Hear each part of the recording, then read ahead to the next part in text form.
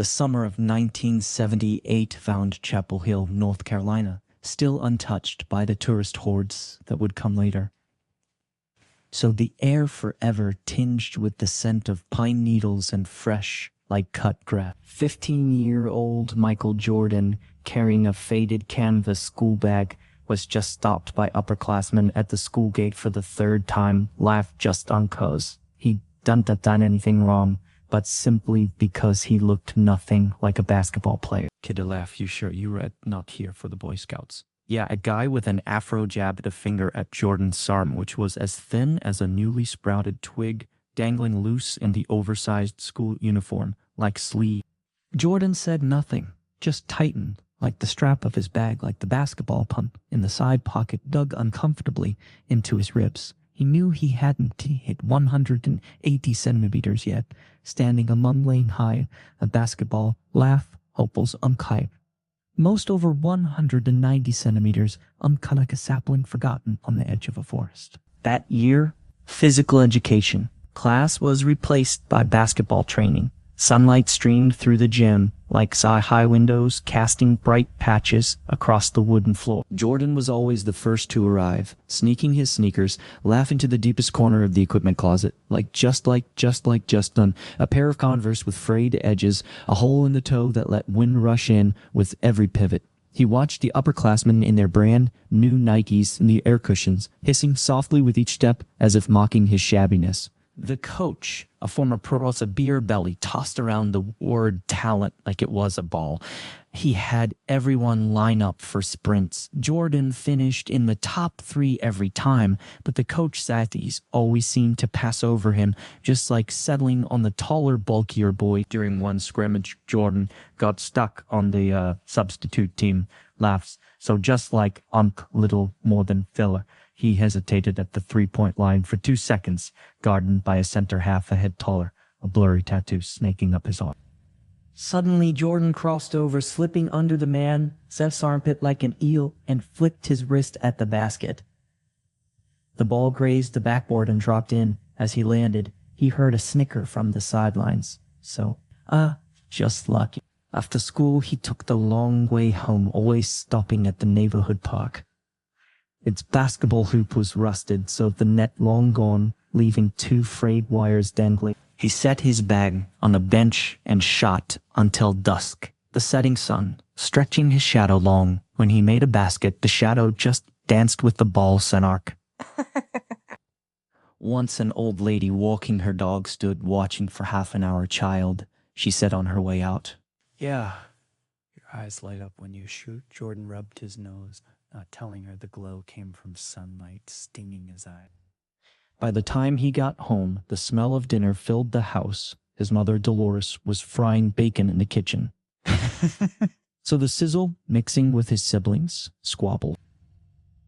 Jordan dropped his bag on the couch and headed straight for the backyard, laughed just kind of uncut, where his father, James, had built a rickety hoop out of sheet metal. The previous winter, its backboard, pockmarked from countless shots. He peeled off his uniform jacket, revealing a yellowed t-shirt underneath, and practiced free throws. His brother, Larry, leaned out the kitchen window. Laugh. Oh, hey, you missed most of them. Again today. Oh, Jordan didn't turn, just lifted the ball over his head and flicked his wrist. Through the air, clanging off the rim and bouncing back. He picked it up, calling to the window. Oh, just wait. That night, he lay in bed, listening to Larry snore next door.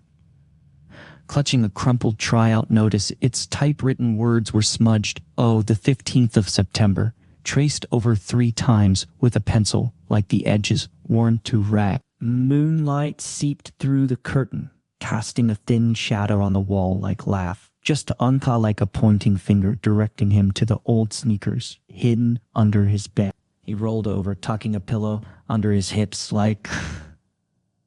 just sort of like it was his imagination, but he swore he'd grown lately. His legs felt too long for the mattress. A week before tryouts, Jordan reset his alarm for 5:30, and the neighborhood was just silent, only street lights painting the pavement orange. He tiptoed out, hoping not to wake anyone, but ran into his father in the living room, just up to use the bathroom. James, in plaid pajamas, with messy hair ruffled like Jordan says, had when he saw the basketball bag, laughed. "Don't overdo it." He said, "School tomorrow," Jordan grunted, and when he opened the door, cold air rushed down his collar, making him shiver. So but excitement fluttered in his chest like a trapped sparrow. The gym gates didn't open until 6. So Jordan sat on the steps, dribbling by streetlight. The ball thudded against the empty parking lot, startling sparrows from the tree. He counted the bounces. 1, 2, 3. Laugh. Uncome by 500. The caretaker's truck rumbled around the corner. The old man rolled down his window. "Oh, kid, keep that up." And the neighbors complained. Jordan grinned, hugging the ball, as the caretaker unlocked the heavy iron gate with a jingle of keys. Laughed just like Untimagin. It seemed into another world entirely. The sunshine on the 15th of September was a bit unreasonable, even though it was already autumn. The ground was still scorching hot like in midsummer. Jordan just stood at the entrance of the gymnasium, looking at the Thifush tryout instructions phone posted on the wall, his fingers unconsciously picking at the hole in his sports like shoes. The surrounding area gradually became lively. Boys in various jerseys walked in with their arms around each other's shoulders. The sound of laughter and sneakers rubbing against the ground, laugh mixed together like a pot of boiling like porridge. He found the most corner cabinet in the locker room and changed his clothes so slowly. Laugh, 2 seniors nearby were discussing last night's baseball game. One of them suddenly glanced at him and said, "Yeah, hey, freshman, are you sure you're not in the wrong place?" Jordan didn't reply, just put on the training suit, just printed with Dean Lane High School. The suit was a bit big and the collar hung loosely on his shoulders. Laugh, he felt in his pocket for a rubber band, just rolled up the overlong trouser legs 3 times so that he probably barely wouldn't trip over them. The coach blew a sharp whistle and everyone immediately stood in rows in the center of the court. The beer-bellied coach that just held a clipboard with a thick list in his hand. He cleared his throat and said, Today's tryout is very simple. Shuttle runs, spot shots, and 3-on-3 scrimmages. Those who perform poorly will be eliminated directly." When his gaze swept across the crowd, paused on Jordan for half a second, laughed as if confirming something, then just sort of moved away. When the shuttle run started, Jordan felt like his heart was about to jump out of his throat. He was ranked second from last. The boy in front had just rushed out, and his sneakers made a pretty harsh squeak hold on the floor. When it was his turn, he took a deep breath and rushed out like a spring being released. The wind whistled past his ears, and he could just hear his own breathing, as rough as a broken bellow. When he reached the finish line, he leaned on his knees just to catch his breath. The coach wrote something in his notebook, and the sound of the pen tip scratching the paper just made him inexplicably nervous.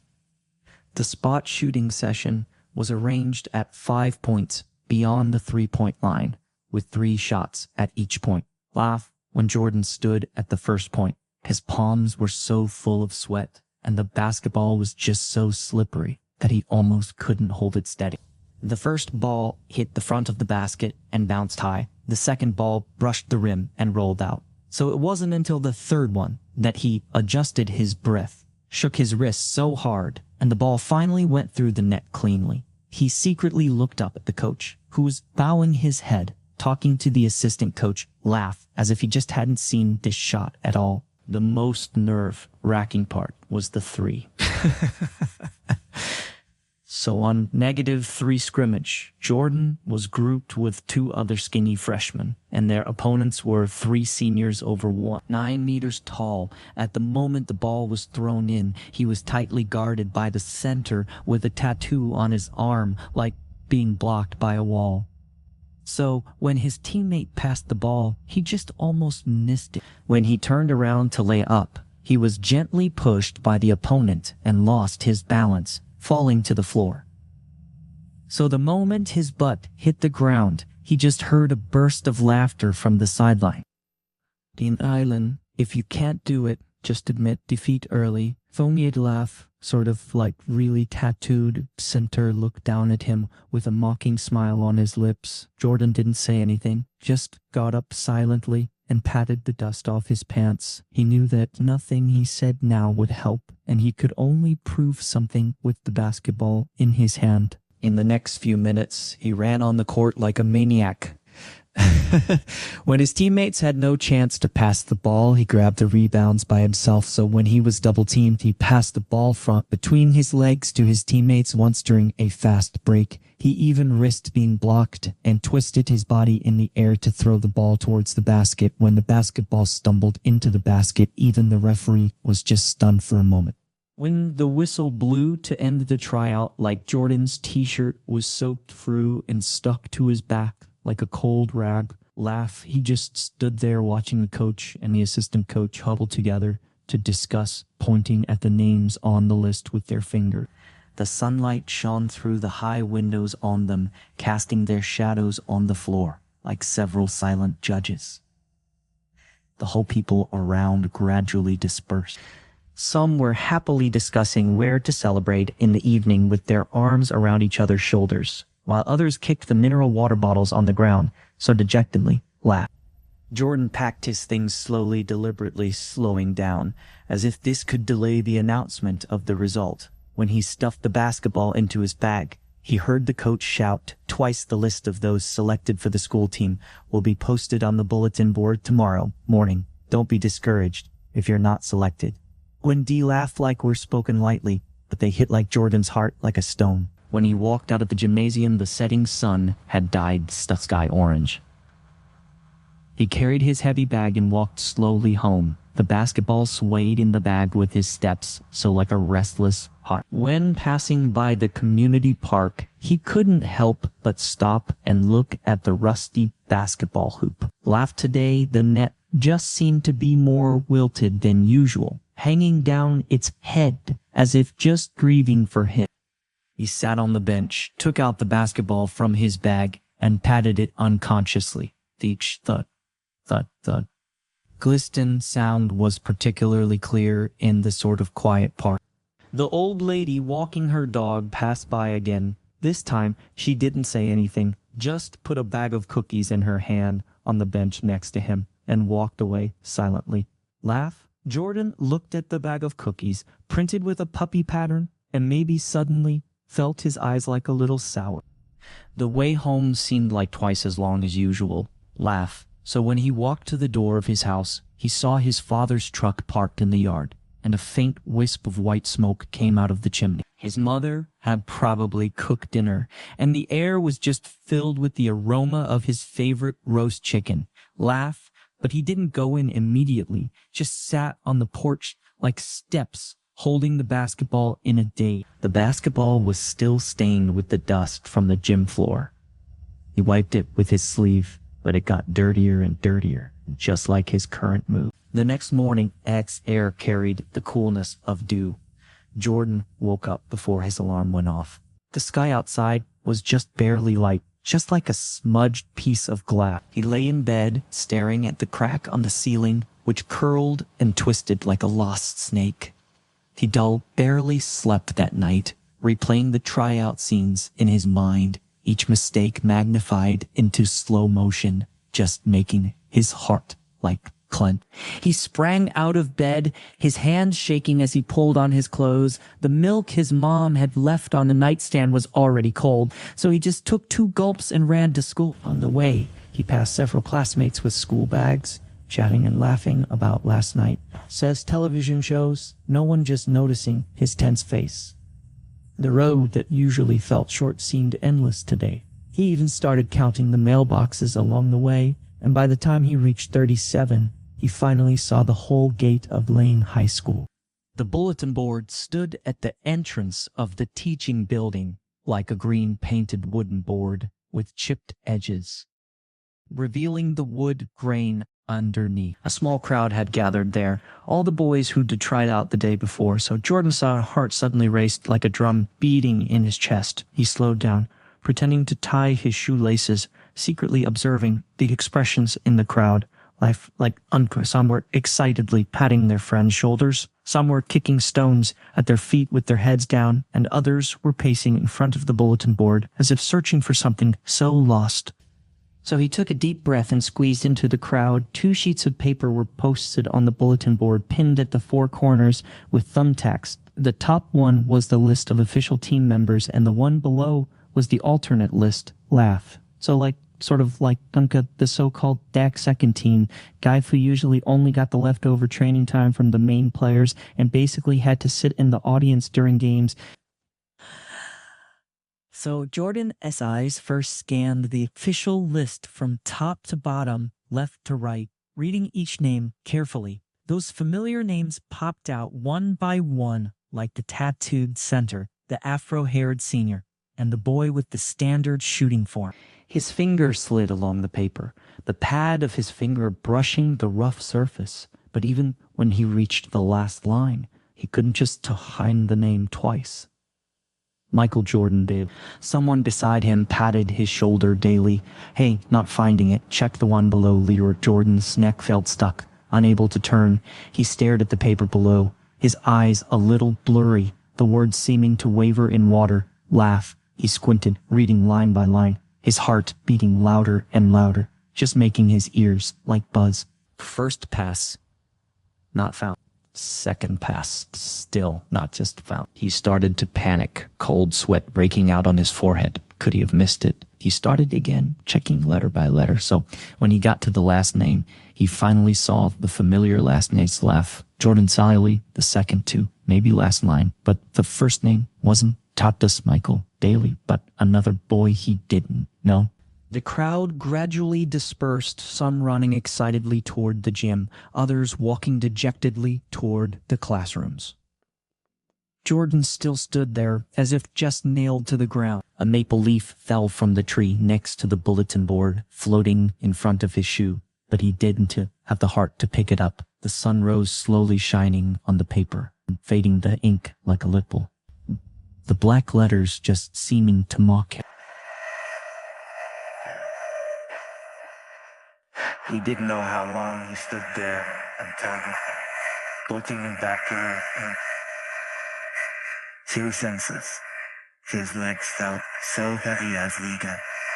He turned to walk to the classroom, each step stepping on his own shadow, which the sun pulled so short, huddled at his feet like a bronze Joe. In class, he didn't hear a word the teacher said. The formulas on the blackboard turned into bouncing basketballs, and the teacher's voice became the referee like Esta whistle.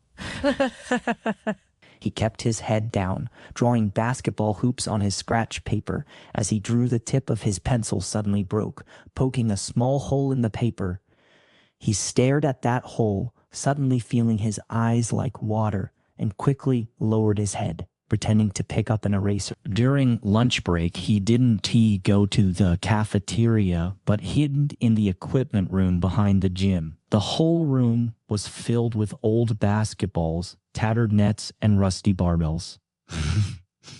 So the air thick with the smell of dust and sweat. He sat on an old basketball, hugging his knees, burying his face in his arms. From outside came the sounds of the school team practicing. Laugh, uncouth squeaksy of sneakers on the floor, theors, thud-ray of the basketball hitting the ground like the coach shouts. These sounds, which usually felt so familiar today, just pricked his heart like needles. Once he secretly lifted a corner of the equipment room, saw curtain, and saw the tattooed center practicing dunks.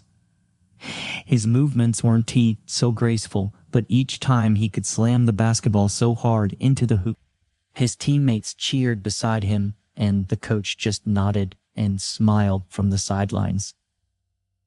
So Jordan sank, fingers clenched tightly, his nails digging into his palm. On his way home from school, he walked slowly, passing the community park. The rusty basketball hoop still stood there like a silent old friend. He walked over, picked up an old basketball like someone had discarded on the ground, and shot like Laugh. It missed, shot again, still missed. He threw the basketball hard at the backboard. It bounced back, hitting his leg, causing a sharp pain. He sat down. leaning against the basketball hoop, watching the distant sunset sink bit by bit. The sky turned from orange to purple, then to dark blue. Stars gradually emerged, just like broken diamonds scattered on black cloth. He remembered when he was a kid, his dad had taken him to watch a Lane High game. He just sat in the front row of the audience, watching those seniors in jerseys running on the court, thinking, one day, I just want to be up there. Now that dream seemed shattered, like a punctured balloon, deflated on the ground, never to inflate again. He pulled the crumpled tryout notice from his pocket, the TUS. The 15th of September TUS, on it already blurred by sweat. He tore the notice into pieces and threw them into the wind. The fragments flew away like butterflies, so soon, like disappearing into the night. Twilight, like a water-soaked cotton cloth, slowly draped over everything, dyeing the rooftops of Chapel Hill just a grayish blue. Jordan walked home with his school bag on his back, the straps digging painfully into his shoulders, but he seemed not to feel like it. The fallen leaves under his feet crunched or rustled with each step as if he were treading on his own heart. He passed like a grocery store, where a television in the window was showing a basketball game with the volume turned up loud. Several boys in jerseys were just leaning on the counter watching, cheering from time to time.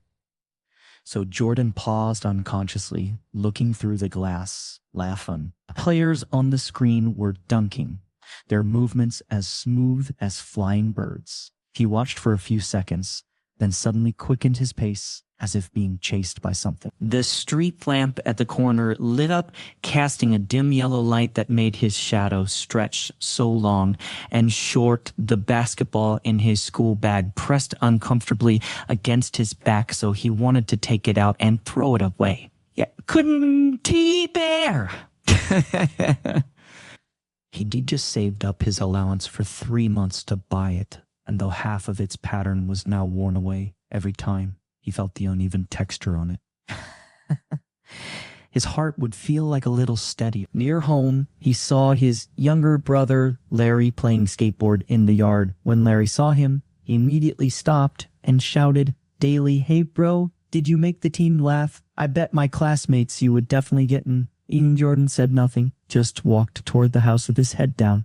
Larry followed behind him, chattering on. "Daily, is it that the coach has no eye for talent? I think you just read way better than that, just tattooed weirdo for." "Seem, just stop it, guy." Jordan's voice was low and a little hoarse. Larry froze for a moment, then fell silent, just watching his back disappear behind the door. The living room was empty, with only the sound of his mother chopping vegetables coming from the kitchen. So Jordan threw his school bag on the sofa and went straight to his room. He closed the door and slid down to sit on the floor with his back against the door panel. The room was dark, with the curtains drawn tightly shut. On the desk was a photo of him and his dad.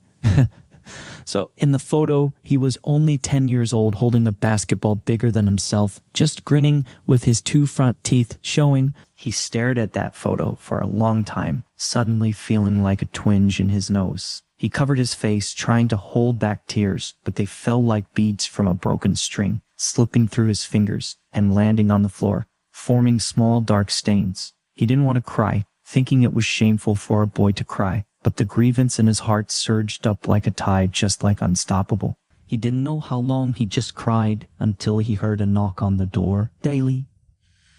Us. Michael come out for dinner running like it was his mother. Soft voice, as gentle as cotton. Jordan quickly wiped his face and said, in a hoarse voice, "Star, I am not hungry."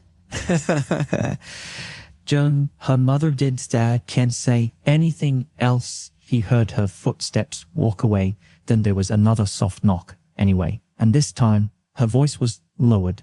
"Daily, like the food is kept warm in the pot. Come out when you want to eat, not." Silence returned to the room, broken only by his own breathing. He stood up, walked to the window, and lifted a corner of the curtain to look outside in the yard.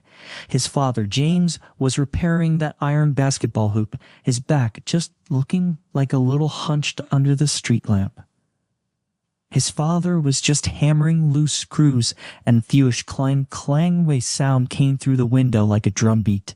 Looking at his father's back laugh, Jordan suddenly remembered his childhood. Once he fell off his bicycle and scraped his knee, crying loudly instead of comforting him like his mother did. His father squatted down and asked, "Tom still want to learn?" Twice he nodded, and his father just helped him up, saying, "Start, then try," just falling a few more times. Via later, he really learned, and though there was a scar left on his knee, every time he saw that scar, he would think of his father's sized-like eyes at that moment. He walked to the desk, opened the drawer, and took out that old training notebook. The cover of the notebook was already falling off, and it was filled with records of his shooting counts, and just missed like shot. He turned to the latest page, which read, "Daily the 15th of September, tryout," followed by a big question mark. He picked up a pen and drew a smiley face. After the question mark, though it was crooked, almost like a really sad face. The sound of hammering outside stopped. Jordan walked to the door and heard his father shout in the yard, "Shoo, Larry, come try this hoop." "So I just fixed it." "Phone yai." Just came Larry's stop cheers and the sound of a basketball hitting the ground. He leaned against the door, listening to those familiar sounds, and the sadness in his heart seemed to ease a little. After a while, he just opened the door and slowly walked to the kitchen. His mother was sitting at the dining table sewing, and when she saw him come in, she just quickly brought out the food from the pot.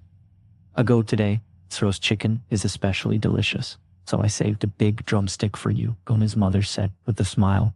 But there seemed to be something so hidden in her eyes, and she didn't ask about the trial.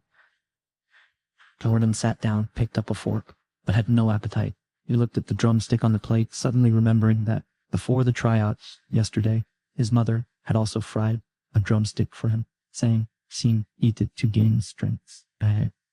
He lowered his head, stuffed like a mouthful of rice into his mouth, and swallowed it without chewing so much, feeling a little choked.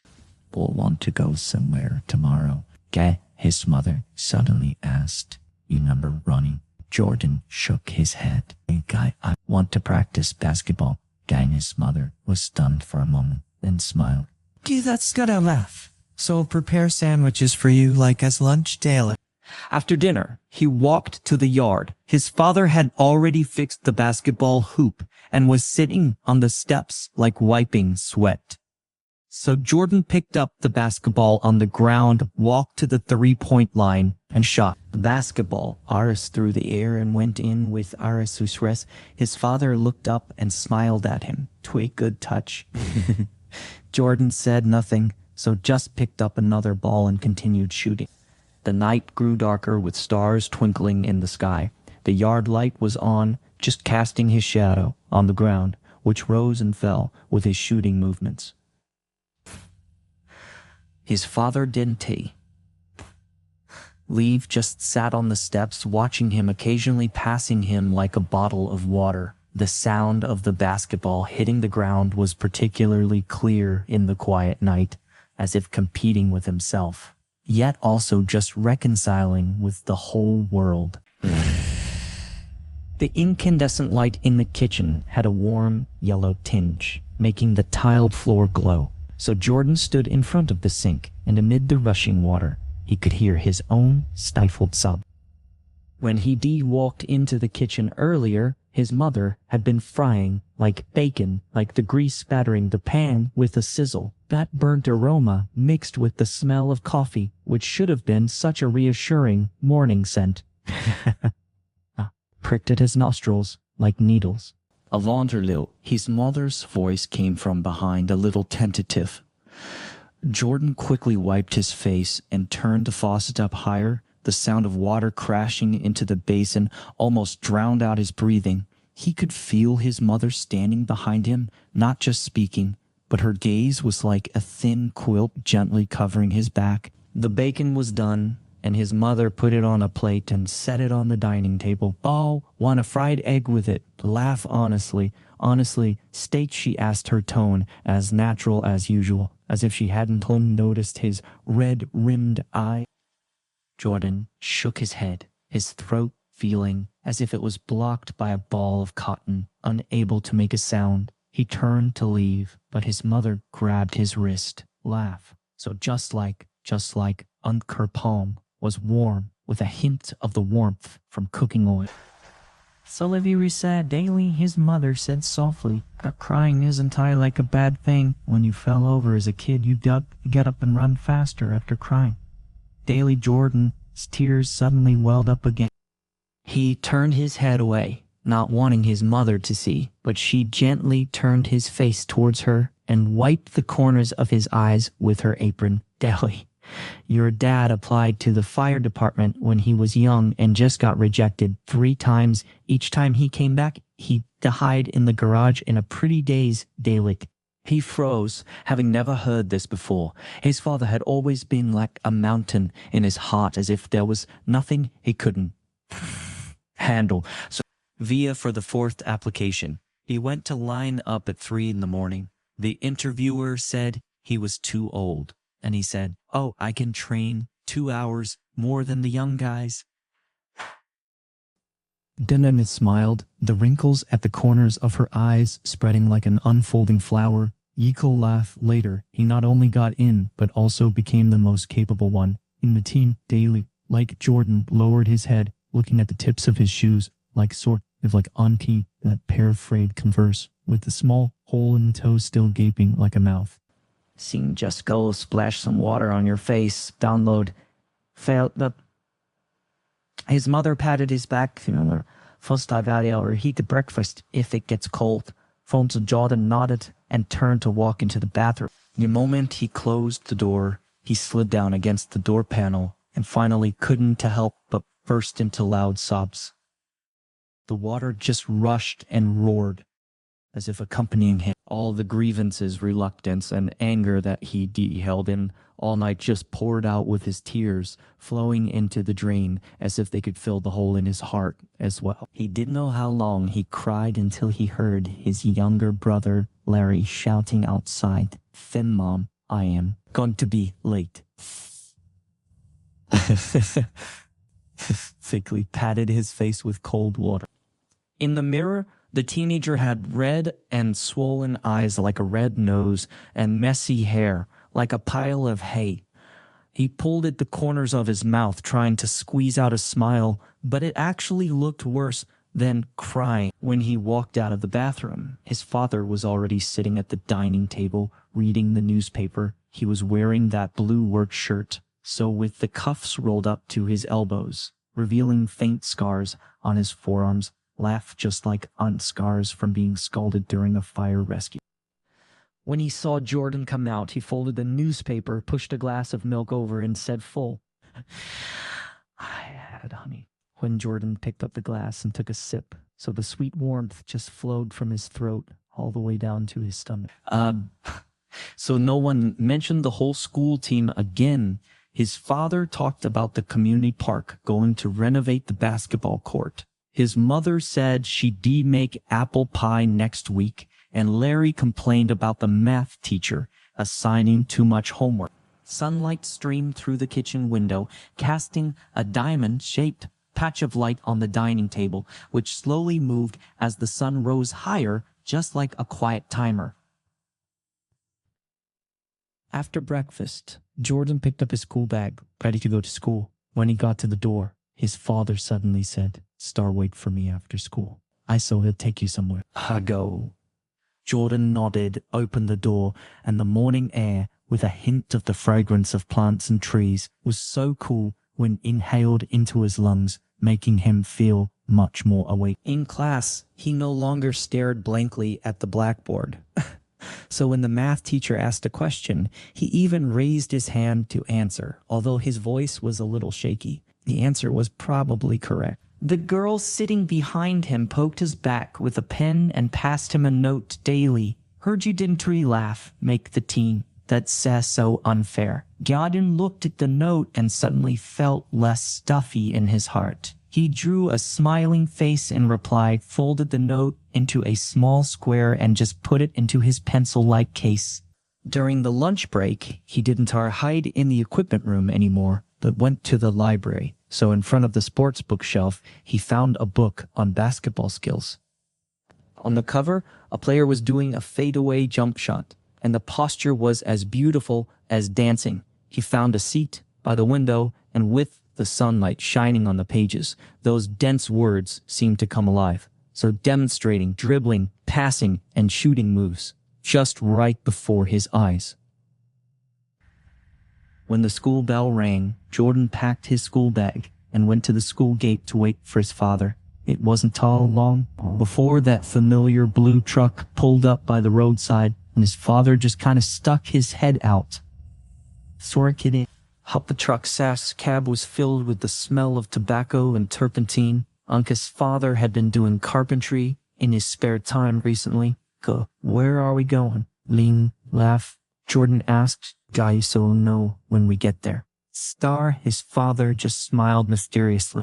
The truck drove out of the city towards the suburbs. There were fewer and fewer houses along the road, more and more trees, and the smell of grass in the air just became stronger, and so stronger. Jordan watched the scenery passing by outside the window, and curiosity crept up in his heart like a vine. After just about half an hour, his father parked the truck in an open space and pointed ahead. Star looked like there.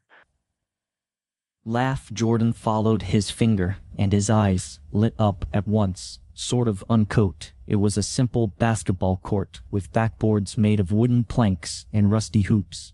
But the nets were surprisingly new, so fluttering gently in the wind. So live until this with my old buddies from the fire department. Giddy's father jumped out of the truck, took a basketball from the trunk, and said, "Gid, from now on, this place is yours. No one will disturb you."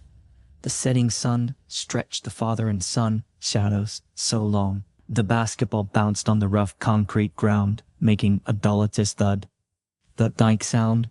Jordan just dribbled, turned around, and shot. The basketball grazed the rim and rolled in. His father clapped his hands. Not so bad, much more accurate than yesterday, Daly. He smiled, picked up the ball, and shot again. This time, it was a clean swish, and the net made a softest shush hold, just like a short song. Jordan was practicing dribbling against the wall when old James, a folding chair, scraped against the garage, concrete floor with a harsh screech for the thump box of the basketball, hitting the wall mixed with the toe squeaknick of the chair, like legs rubbing the ground, just like an off-key duet. He turned his head to see his dad set the chair near the hoop, then lean against the garage smetzel rack, spinning a wrench in his hand. Starting today, I'll practice with you. Stay. So this dad's voice had a metallic edge, probably from the oil, like he'd gotten on his hands while fixing the basketball hoop earlier. Jordan froze, nearly dropping the ball. Laugh. He knew his dad was busy at the fire department, sometimes working overtime. Just like how could he have time to come and visit him every day? Seeing us being slow lately, being that, his dad said, as if reading his mind, tossing the wrench into the toolbox with a clatter. Besides, I just keep hearing you out here bouncing that ball alone.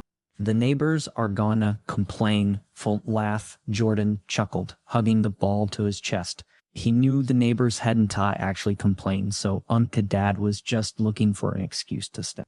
That day, training started with shooting, instead of making him shoot from set spots like the coach did. Dad dragged an old tire out to the point line to shoot from inside the tire. Miss, and you just run a lap.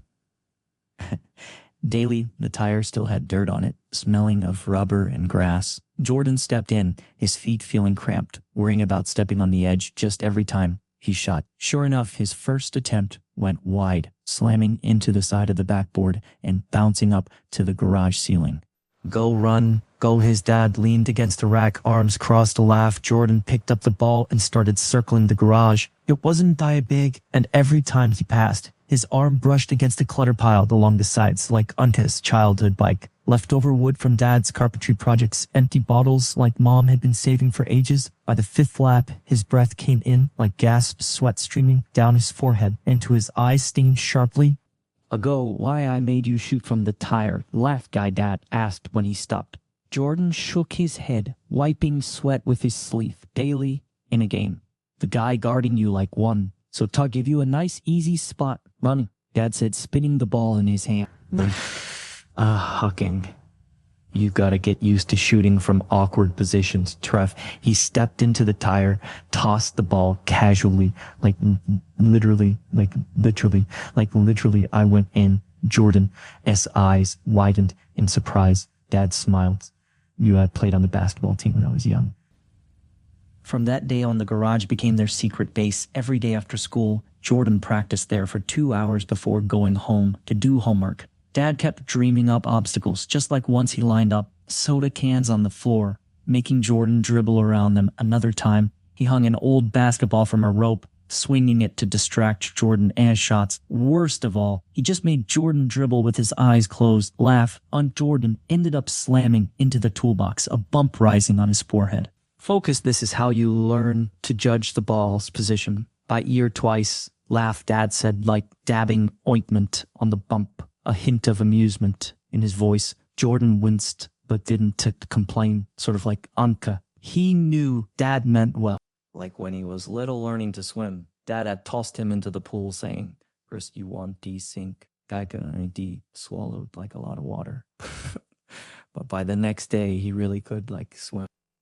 One night, they practiced late when the garage light flickered twice and went out in the darkness. Jordan heard Dad fumbling for a flashlight, laugh, unkeek clicknick, you and me, and its beams swept across the walls like a restless firefly. Daily call it a night daily, Dad said. But Jordan just spoke up suddenly. Daily, Dad. Let's say just shoot 10 more by moonlight, daily. The moon was so bright that night, streaming through the garage window, laying a silver frost on the floor, standing in the moonlight. Jordan could just make out the hoop side outline. He lifted the ball, shooting by feel. It arched through the dark, daily clanging, daily off the rim, daily almost daily, Dad said from the whole shadows. Laughed Jordan. Retrieved the ball, shot again, hunting, and made it. He heard Dad laugh in the darkness. A sound like a stone dropping into a still lake, just rippling outward. On weekends, Dad took him to that rough court in the suburbs. Sometimes they ran into local workers and they did scrimmage like a casual game. Those uncles were tall and strong, like moving mountains when they fought for rebounds. And Jordan got knocked around every time, but he wasn't too scared. Laugh. So Unky was excited. They didn't mock him like the varsity guys. Every time he made shots, someone would shout, "Nice one, kid." After one game, a bearded worker clapped him on the shoulder. Twice you got fire in your eyes. Boy, eh? Jordan didn't understand, just grinned. Dad chimed in like he hates losing. Ago on the drive home, Jordan thought about what Guy Fire meant. Was it being mean like the tattooed center, or was it getting back up when you fell like Dad said? Laugh.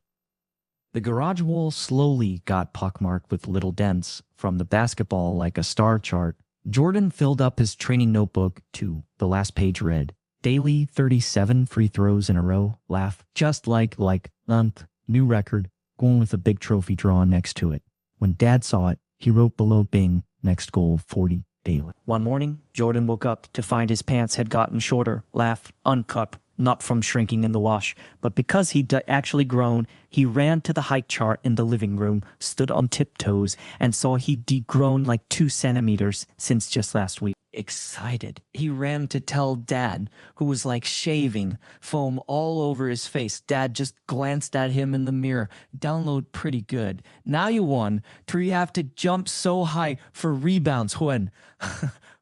But Jordan saw his dad say shaving hand pause, and the corner of his mouth twitch upward just a little. The sky at 5:30 was a peculiar shade of blue, just like washed denim, still tinged with lingering inkiness, like Jordan's keychain jangled in the silent corridor, each clink landing like a tap on cotton, muffled. He stood at the gym's back door, gazing at the rusted padlock, the key sledded to the lock with Aris click, foam ulic, in the empty morning. The caretaker's truck hadn't he arrived yet. Jordan pushed open the heavy iron door, and a smell like part dust, part sweat could hit him. He found the light switch by feel, and with at the snapsing, the overhead incandescent bulb flickered a few times before blazing on, turning the entire gym into a polished sheet of aluminum. The floor still bore traces of yesterday, as practice. The white boundary lines were smudged from foot traffic, and just a few deflated basketballs huddled in the corner. He pulled his practice uniform from his bag while changing. He heard birds chirping outside, laugh, so like unclear as glass marbles hitting the ground, one after another, blending into a chorus. So Jordan walked to the court edge, took off his sneakers, and stepped barefoot onto the floor. The cold seeped up from the soles of his feet, making him shiver, but jolting him awake instantly. He loved this feeling, like forming a secret bond with the whole entire gym. Warm-up started with shuttle runs. He sprinted back and forth along the boundary line, his footsteps like echoing in the empty venue, as if someone were mimicking his rhythm in the distance. When tired, he stopped to stretch, lifting his leg to the backboard and leaning slowly down until a faint sting spread across his lower back. Laugh. So he just read about this in that basketball skills book, like Auntie said it improved flexibility. At 6:30, the caretaker wheeled in his cleaning cart. The old man, wearing a faded baseball cap, merely waved when he saw Jordan, then started mopping Fiush. Like Shushnik of the mop across the floor, mingled with Jordan, as dribbling in like a strange harmony. 50 more shots than usual today, released the old man, said suddenly, never looking up from his mopping. Jordan paused, realizing he was talking to him, and so chuckled twice, wanted to practice more daily. The old man said nothing else, but just mopped the area near the hoop.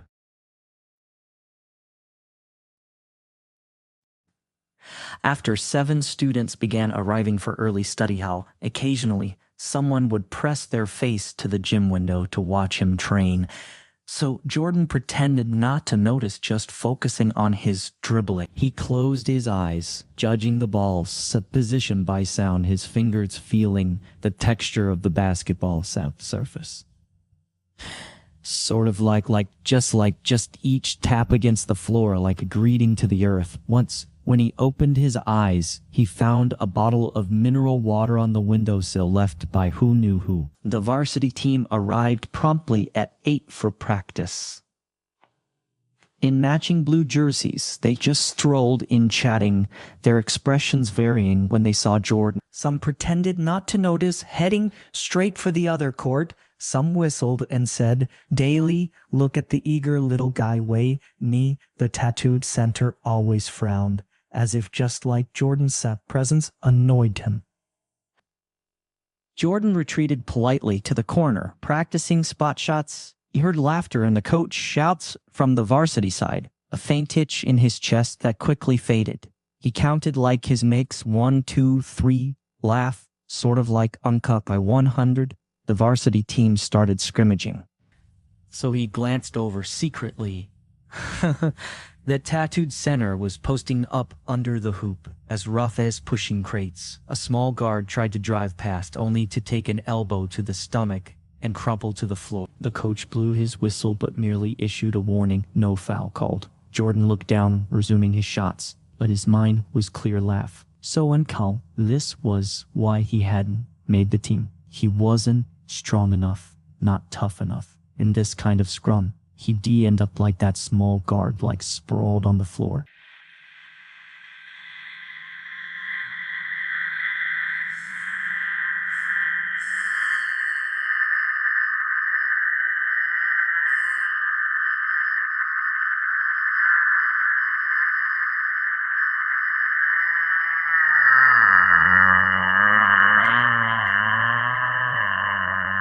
He picked it up and threw it back hard, like the guy fumbled it, and the ball hit his chest. Laughter erupted around them. The guy glowered at Jordan, irritated, but said nothing. Jordan didn't too care. He knew they were just looking for amusement. He remembered his dad's words daily. What others think of you doesn't matter. What matters is what you think of yourself. Click. He pulled out his old training notebook, flipped to the latest page, and wrote, "Daily laughed at once, today. .127. Makes 9." Then he just closed it and kept shooting. The sun climbed higher. its light through the high windows growing brighter, casting moving patches on the floor, like Jordan's ass shadows stretched so long, then shrank short, then stretched again, laughed unclaw like a tireless dancer. Sweat soaked through his practice uniform, clinging to his back when the wind blew. It just sent a chill through him. He felt like in his pocket for the sandwich laugh on ham and eggs still warm, packed by his mom that morning at 9:30. Varsity practice ended. Just as they packed up, Jordan heard the tattooed center say, "Even that kid says shot looks really weird, all crooked like a crab." Tatty others laughed. Jordan bit into his sandwich, not turning around. He knew his shooting form was unorthodox. Laugh, sort of like Uncle. His left hand drifted sideways when his right exerted force. Gesture, but it felt most natural. Let him shoot true. Once everyone left, the gym fell silent again. So Jordan walked to center court, facing the empty bleachers, practicing the varsity plays like he watched. He pretended to be that small guard dribble, crossover drive, then pull up for a jumper. A swishes of the ball through the net echoed in the empty venue like a silent reply. When the caretaker came to lock up, Jordan was packing his things. The old man glanced at his bag and said, "Twice, Dante come tomorrow." Oh, so school's now inspecting the gym. Year laugh. Jordan nodded, stepping outside. Sunlight hit his face, warm and soft. He looked up like just uncolored. The clouds drifted like cotton candy uncoat, and suddenly felt today as practice had meant something extra.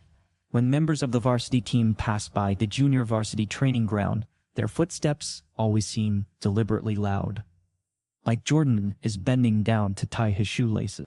Upon hearing that familiar thud tech sound, a laugh, his fingers involuntarily clench on, even though the shoelaces are already tied. He ties them repeatedly 3 times until the upper of the shoe grips his ankle so tightly so that it hurt. Laugh so lived. "Isn't this our future star, you?" A playful voice floats over. Jordan looks up and sees the tattooed center leading 2 teammates standing outside the wire mesh fence, with their hands in their pockets and a mocking smile on their lips. The grid of the wire mesh fence divides their faces into small pieces, just like a patchwork comic. The junior varsity coach blows a whistle, signaling everyone to continue training. But Jordan can feel that his teammates' movements are just half-hearted and their eyes are just secretly glancing towards the wire mesh fence. He takes a deep breath, picks up the basketball on the ground, pretends not to hear that mockery, dribbles, turns around, and like shoots. The basketball hits the basket, bounces back, and like misses.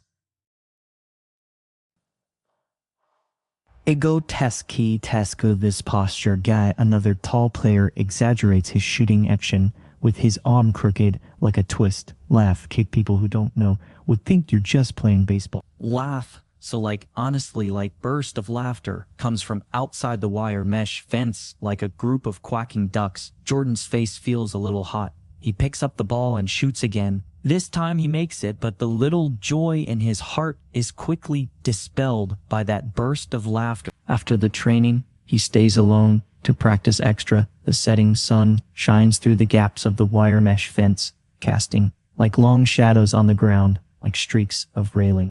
He takes out that worn training notebook, flips to the last page. Laugh. So, just like which is specially used to record the number and content of mockeries. Today's entry is tap the 28th of September, posture like playing baseball, 7th time, dish time, resting is a bit broken from the tip of the pen, and a small dark area spreads in the ink.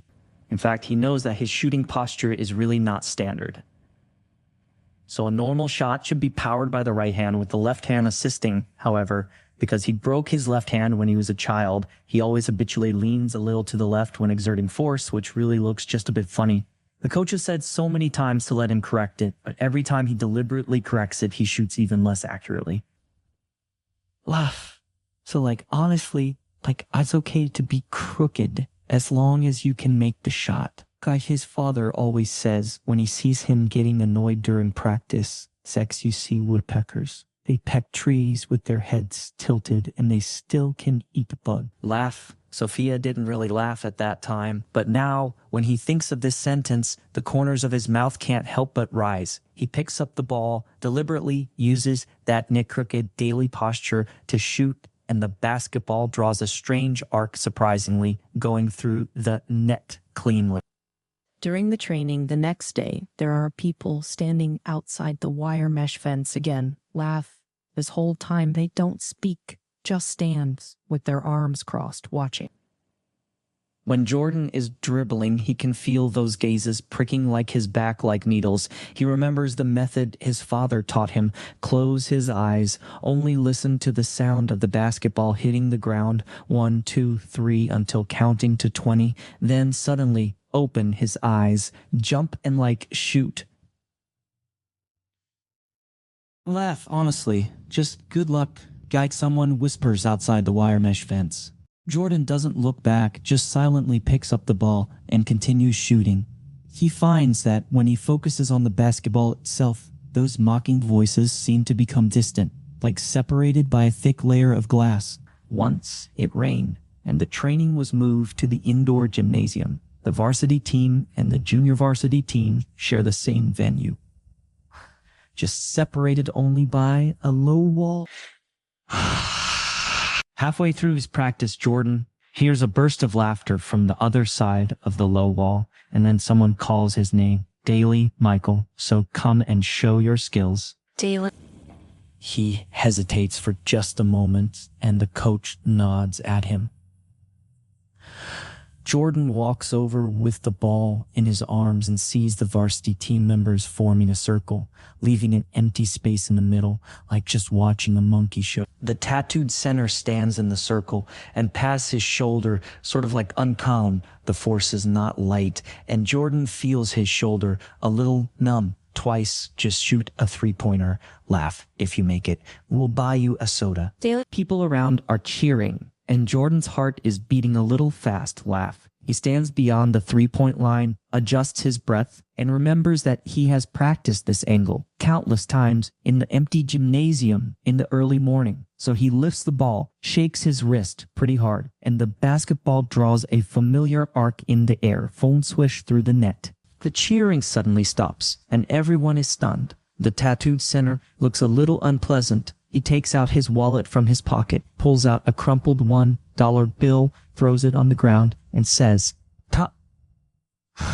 So lucky shot. Laugh. So, like Tidra, doesn't pick up that bill, just picks up the ball and turns back to his training ground. There is a burst of whispers behind him, so he doesn't look back, but the corners of his mouth can't help but tilt up slightly. That night, he draws a small smiling face next to the Deuce Mockery record gem in his whole training notebook. Days pass by, and the mockeries outside the wire mesh fence gradually decrease.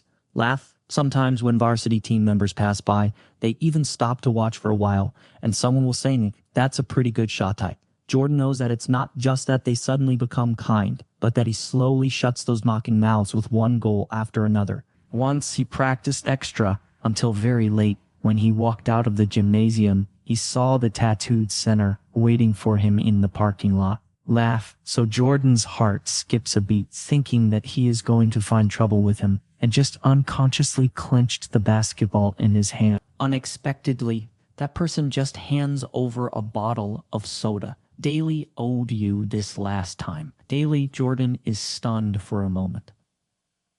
Just takes the soda, and the cold touch of the bottle makes him probably feel a little unreal.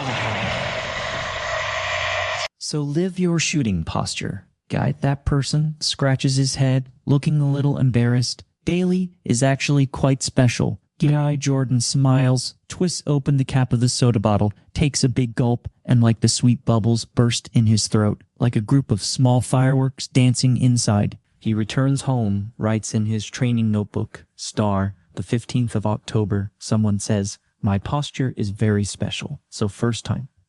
Nightcat then, he closes the notebook, looks at the moon outside the window, and suddenly feels that the crooked shooting posture is not so ugly after all. Laugh. So junior varsity games never drew a crowd. The bleachers held only a smattering of players' family members, and even the scoreboard was the manual flip kind. its number cards frayed at the edges. Like Jordan, in his faded practice jersey, stood on the court, flexing his wrists, listening to wind sigh through the empty stands. Today's are friendly against the neighboring school's junior varsity. Their opponents looked just as lackluster, shooting wobbly warm-up shots like they just woken up. The coach's pregame speech reeked of indifference. Twice, just play it safe. Don't get hurt. Daily, but Jordan's fists clenched. So, movie break. Uncle. This might be a meaningless scrimmage to others, but for him it's a chance to prove himself. At tip-off, Jordan lost out to their center, laughed sort of just uncouth, stood a good head taller, arms like telephone poles. The ball went to their guard, who dribbled straight to the hoop for an easy layup. Sparse applause erupted from the stands, mostly from the opposing family. Jordan inbounded the ball, passing to a teammate before sprinting into position. His teammate, seemingly still half asleep, overthrew the pass, sending it flying out of bounds. Gasol, what the hell, Fonso? Jordan couldn't help shouting, his voice echoing sharply in the empty gym. The teammate shrugged, saying nothing. 5 minutes into the first quarter, the score stayed tight at 10-12, with them trailing by 2. Jordan rarely got the ball, sort of like bus. Every time he got open, teammates either didn't see him or turned it over. Sweat poured down his face as his sneakers squeaked in protest against the floor. Core like Jordan, you're at forward. Guy the coach, suddenly called. He hesitated, then hurried to the position. It was his first time playing forward, a bit awkward, but mostly exciting. Sort of like forwards got more touches. Sure enough, on the next possession, a teammate passed him the ball. 2 defenders swarmed him immediately. One even elbowed him so deliberately. Jordan stumbled but clung to the ball. Remembering his dad's spin move, he twisted suddenly, slipping between them like an eel driving to the hoop for a soft layup that just rolled off the backboard. And a beginning kick come from the stands. Jordan looked up to see his dad James in the last row, waving like a thermos, warmth spread through his chest, like a gentle nudge. After that, the ball seemed glued to his hands. He stole a pass for a fast break layup, so caught a pass beyond the arc and drained it. Maybe even grabbed an impossible rebound, nearly falling, but still getting the bucket. The coach on the sideline straightened up, pen scribbling in his notebook, just sort of like just the scratch of ink, unusually loud in the quiet gym. The opposing coach kept blowing his whistle, calling timeouts with growing urgency. More people trickled into the stands. Some students stopped at the door, drawn by the cheers. Just by the end of the third quarter, Jordan had 27 points. He panted, hands on knees, sweat pooling darkly on the floor. The defense grew rougher, sort of like uncut. Once a guard intentionally hit him mid-shot, sending him crashing to the floor with a painful knee scrape. Core foul guide shouted angrily from the stands, but the ref shook his head, signaling play on. Jordan bit back like a retort, climbing to his feet. Sort of like uncut. He knew words wouldn't help now. Only point. 2 minutes left in the fourth quarter, 58-58. Everyone held their breath. Even the wind seemed to stop. So Jordan caught the ball beyond the arc, double, teamed tightly. He faked a shot to draw them up. Then suddenly threaded a between the legs pass to a teammate. The teammate hesitated, shot just and missed. The opponents grabbed the rebound, racing back for an easy layup. Jordan sprinted after them like a man possessed, leaping to swat the ball at the last second. It just kind of clanged off the backboard, bouncing to a teammate. So 0-10 seconds, the ref called. So the teammate passed back to Jordan, who jumped from beyond the arc with a slight fadeaway. Deep move he'd been practicing. Still rough, but enough to fool the defender. The defender leaped to block, but missed. Time slowed. Jordan watched the ball arc so beautifully, heartbeat thudding like a drum, feverish swishes as it went through the net sounded as sharp as breaking glass. The final buzzer blared. So the stands erupted in unprecedented cheers. His dad jumped up, nearly dropping the thermos. Teammates swarmed him just like Laugh, unslapping his back, tugging his arms, shouting excitedly. The coach stood on the sideline, notebook forgotten, face full of concealed surprise. The opposing players trudged over to shake hands. The guard who'd hit him patted his shoulder daily, like, "You're so good." "Laugh, you," Jordan smiled, murmuring, "Thanks." Suddenly, his knee didn't hurt anymore. Adrenaline surged through him. Outside the gym, his dad handed over the thermos. "Daily, drink some hot water, so don't catch cold." "Gulko," Jordan sipped the warm liquid, heat spreading from throat to heart. "Ling that fade away." Ling, like his dad said suddenly, "Fomtepla," looked better than the pros on television. Jordan chuckled, saying nothing. Sunset stretched their shadows so long as they walked home, the basketball thudding happily in his hands like a cheerful tune. Laugh, he knew this game wouldn't make the school history books, might not be remembered by anyone else, just so uncool, but for him, it was the sweetest victory of all. The tryout day in 1979 had more wind than the previous year, blowing the sycamore leaves at the gym entrance to rustle, as if someone were just murmuring in a low voice. Jordan stood in the line, half a head taller than last year with broader shoulders. He had replaced his old Converse with a new pair, the laces tied pretty neatly, and no longer rolled up his pant legs like he did just last year. The coach was still that beer-bellied uncle, but his clipboard was a new one with shiny edges. When he scanned the line, his gaze lingered on Jordan for 2 seconds, not passing by in a hurry like last year, but rather as if confirming something daily. This year's grouping is a bit special, so wait. Like the coach cleared his throat. "Full dive, mixed you up." Laugh, putting really strong and weak players together. Daily. Upon hearing this, Jordan's heart skipped a beat. He saw the tattooed center and several main players being assigned to Group A, while he was placed in Group D. Laugh, just so the name sounded like a Paul's poor student group run hold. His teammates were either short or chubby, looking like they even struggled to dribble. Someone beside him muttered, "Star isn't like this," obviously bullying Galed. So sure enough, like at the start of the scrimmage, Group D was suppressed by the opponent. Jordan had very few chances to get the ball. His teammates either lost the ball while dribbling or shot randomly. Once he ran to an open spot and shouted twice pass, Daily, Laugh, but that chubby teammate directly threw the ball out of bounds and shrugged at him, so Daily didn't see you there. Group O was playing brilliantly. The tattooed center dunked twice in a row, just drawing cheers from the sidelines. Every time he scored, he would glance towards Group D with a pretty faint smile on his lip. Jordan clenched his fists, his nails digging into his palms. Laugh, so just unkanda. He knew the coach did it on purpose, wanting to see if he could stand out in such a disadvantageous situation. Dark, don't count on them. Play on your own, Fon said to himself. He started to take the initiative to grab the ball. When the opponent was dribbling, he pounced like an agile cat to steal it. So when his teammates missed a shot, he jumped higher than anyone else to grab the rebound. Laugh once. He stole the ball from the opponent 3 times in a row and scored a fast break layup, so even the referee couldn't help like nodding. After the group scrimmage, the coach gathered everyone to announce the list of those advancing to the next round. When Jordan heard his name, he felt calm in his heart, as if he had known it all along. The tattooed center looked at him with a complicated expression, just not mocking him like last year, but just like nodded. So the next round was a full court 5-on-5 scrimmage. Laugh. So Jordan was grouped with several unfamiliar freshmen, and their opponents were the main players of the school team, including the tattooed center. Before the start, that chubby teammate patted his shoulder and said, "Daily, don't be nervous, Laugh. So it's normal to lose." But Jordan didn't say anything, just tightened his shoelaces.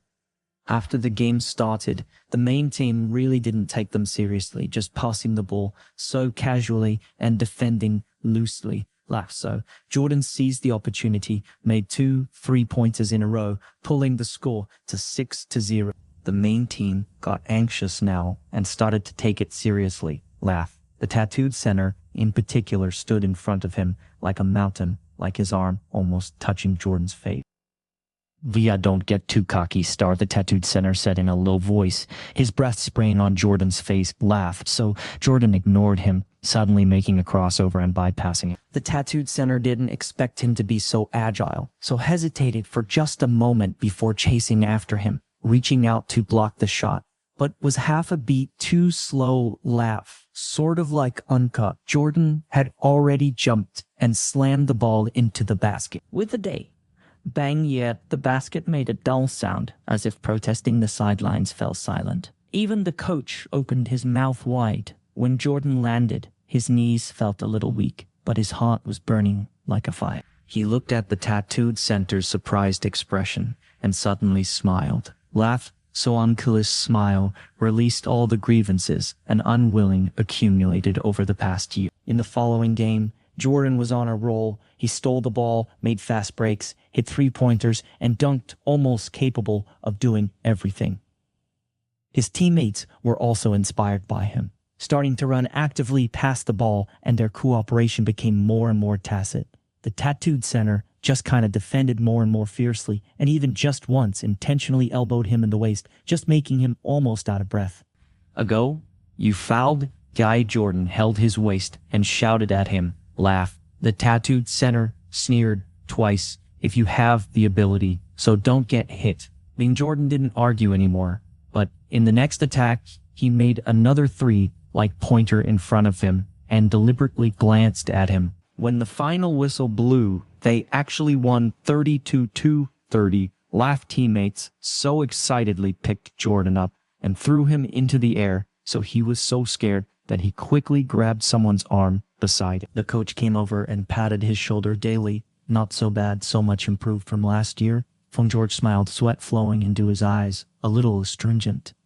But his heart was sweet.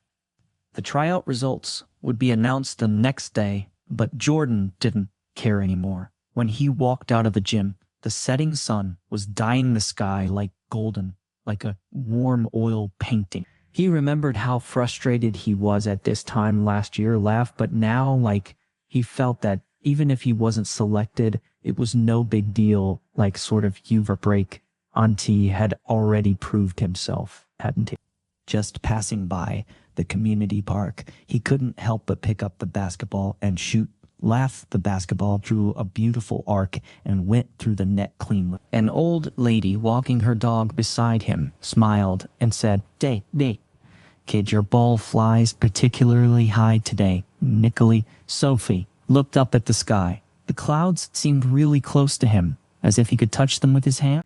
The varsity jersey hung in the innermost locker of the whole changing room, its blue fabric glowing softly under the incandescent light. Laugh, Jordan stood in front of the locker, his fingers gently brushing over the number on it, sort of like uncloth 45, embroidered with white thread. The stitches are as fine and intricate as someone's thoughts. He held the jersey up against himself so the shoulders were a bit wide and the hem could cover half of his buttocks. Clearly made according to the size of a senior. Laugh, socks. It's like this for the first time you wear it. Guy, an old team member beside him, said with a smile. Guy, it'll fit after washing a few times. Liam, Jordan nodded and carefully put the jersey on.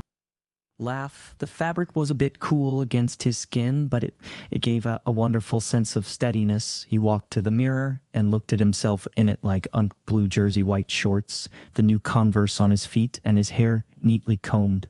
It seemed like he was still the same Jordan, yet also not the same. Before the training started, the coach asked everyone to stand in a row and report their numbers and positions. When it was Jordan's turn, he took a really, really deep breath. For number 45, Laugh, shooting guard. Shut. Laugh, his voice wasn't loud, but it was clear. The coach nodded and wrote something in his notebook. The tattooed center stood next to him, wearing the number 23 jersey, and patted him on the back. Daily play. Well, don't let the number 45 down, Daily. Jordan was stunned, just for a moment, and smiled like so on. He didn't expect the other party to say such a thing.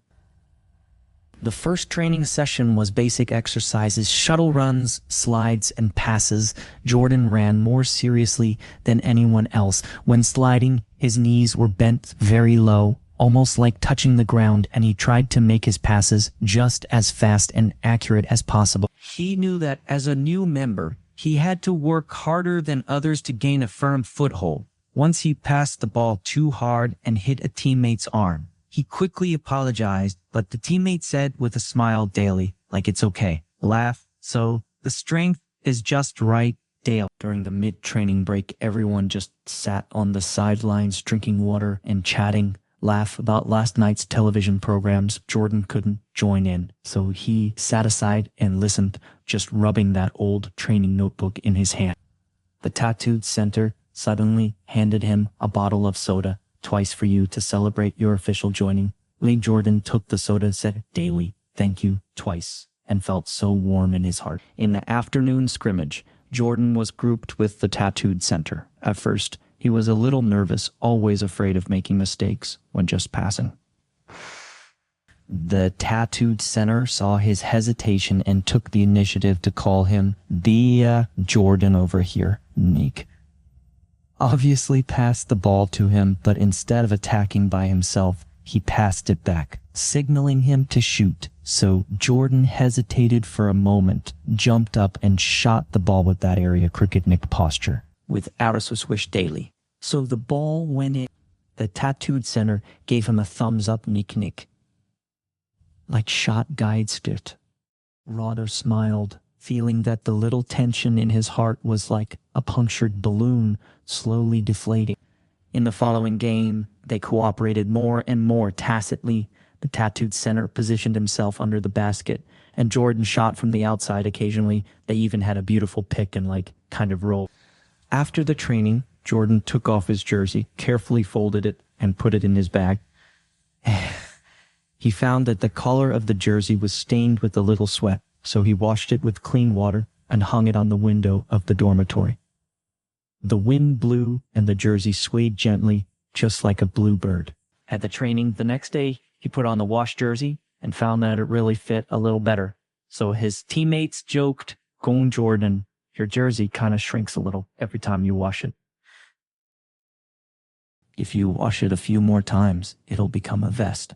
Laugh. Honestly, you chuckled twice and didn't say anything. He knew that it wasn't that the jersey had become smaller, but that he was growing up slowly with broader shoulders and more confident. Once the training ended late, Jordan walked to the dormitory in his jersey. When passing the library, he saw the girl who had just passed him the note standing at the door. When she saw Jordan, her face turned red immediately, and she quickly lowered her head. So Jordan walked over and said, with a smile, "Star, I made the team.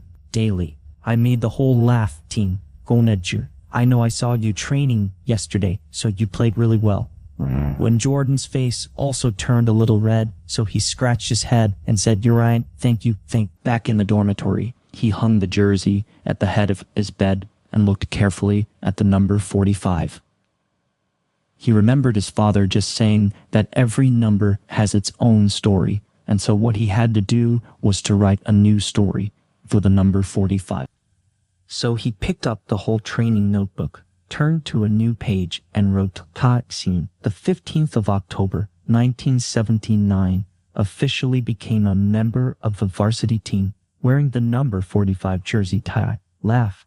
Then he closed the notebook, lay on the bed, looked at the ceiling, and couldn't help but lift the corners of his mouth. The moonlight outside the window just came in through the window and fell on the jersey plating the blue fabric with a layer of silver light. Jordan thought that he must get up early tomorrow and practice shooting for a while, so as not to live up to this number 45 jersey. The gym for official games is always different from the training one. The lights are dazzlingly bright, the stands are full of people, and the mix of talking, cheering, and enthused laugh Sajalex Yönikinistutrin machine is like a pot of boiling stew. Jordan sits at the far end of the bench, his fingers just nervously picking at a loose thread on his pants, feeling his heart thumping in his chest as if it's just about to burst out. Laugh. This is his first official game since joining the varsity team, and the opponent is just last year's state runner-up. When the coach was laying out tactics before the game, his voice was an octave higher than usual, and just spit even splashed on the faces of the players in the front row. Jordan didn't quite catch the tactics, so his mind filled with Daly, like, what if I get to play Daly? Laughed. The old player next to him patted his shoulder. Don't be nervous, so you'll probably just sit here and watch today. After the game started, the pace on the court was so dazzlingly fast.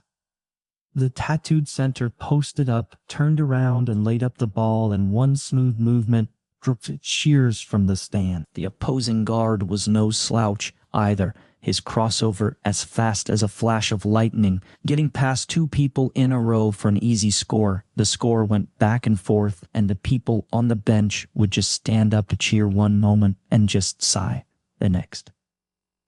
Jordan's palms were all sweaty. He took out a towel to wipe them, then folded the towel into a small square and placed it on his lap. He just watched the players on the court run, jump, and shoot, and suddenly felt a little unreal. Laugh, just like a few months ago. He could only play in the empty gym of the junior varsity team, but now he was sitting on the bench of an official game just one step away from his dream. Near the end of the first quarter, the score was 21-18, and they were still 3 points behind the coach. Suddenly shouted twice, "Jordan, get ready to play." Shan. Jordan froze, suspecting he had heard just like wrong. The old player next to him pushed him. "Daly, go on. What are you waiting for?" He quickly stood up, his legs like a little weak, almost tripping over the bench step. Just as he walked to the court, he heard his dad shouting from the stands, "Dear Michael, come on. Phone." He looked up and saw his dad sitting in the last row, holding a sign with 2:45 Daily written on it. The sign was just made of cardboard with a crooked edge. Jordan smiled, and the tension in his heart seemed to ease a little. He was replacing a guard who had committed 2 fouls. When Jordan stepped on the court, the opposing guard was about to inbound the ball. He quickly ran to his defensive position, his eyes fixed on that small guy in the red jersey. Just laugh. Just like sort of like Uncut, the one who had been scoring continuously. Just now the small guy smiled at him with a hint of disdain in his eyes, as if saying, "Nick, you're no good."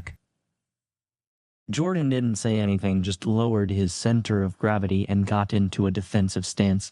Laughed. The small guy just started dribbling, swaying left and right, trying to confuse him.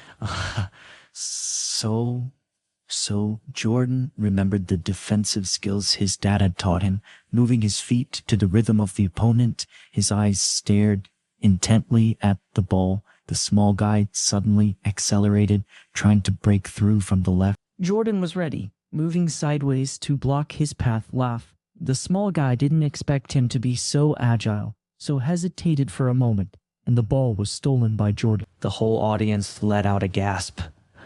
So Jordan held the ball, just a little flustered, not knowing who to pass to. He saw the tattooed center waving under the basket, so he passed the ball hard to him. The tattooed center was double-teamed after catching the ball and passed it back when Jordan caught the ball. The opposing defender had already pounced on him. He didn't think so, just jumped and shot. Laugh like Unka with that de cricketer's posture. The basketball arsed through the air, and everyone held their breath. So with a fastest whistle, the ball went in. The bench erupted in cheers, and the coach even jumped up. When Jordan landed, he couldn't believe his eyes, and it wasn't until his teammate patted his back that he just realized, laugh, sort of he had scored on the court of an official game with his most familiar posture.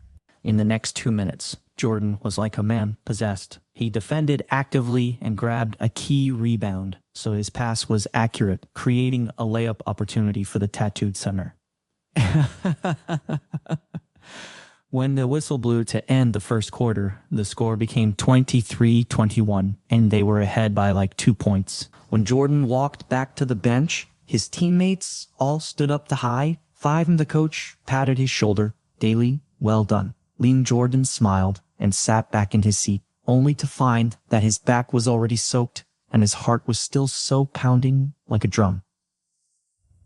For the rest of the game, he didn't always get to play again, but sitting on the bench just felt completely different. He was no longer nervous, but earnestly watched the situation on the court, analyzed the movements of his teammates and opponents, and thought silently, what would I do if it were Meech? Laugh. So his dad's drum, 45 daily, kept shaking in the stands like a bright star. When the game ended, they won 78-75, so the teammates just rushed to the center of the court, hugging and cheering each other, lifting the tattooed center into the air and tossing him. Jordan stood beside them, watching all this, feeling warm in his heart. He knew that this was just the beginning, and his basketball story had just kind of turned a new page. Folding chair was deep blue with just a few frayed holes in the canvas seat, and one of its legs wrapped in a circle of gray tape just like a result of someone accidentally stepping on it during a previous game. Every time there was a game featuring Jordan, this chair would appear in the corner of the gym an hour early like a silent marker. When Jordan first spotted that chair from the bench, his hands, which were tying his shoelaces, paused. The sunlight that day slanted through the high windows, falling precisely on the chair, making the small holes in the canvas clearly just like visible. He suddenly recalled that when he was a child, his dad would always arrive early for whatever competition he was in. So find a corner seat and just sit there with this folding chair in hand. Once the school held a track and field meet, and Jordan participated in the 100-meter dash when the starting gun fired. He was so nervous that he just started and was warned by the referee. Back in the stands, he pouted and said nothing. Instead of criticizing him, Dad unfolded the folding chair and let him sit on it. It's okay. Just be careful next time.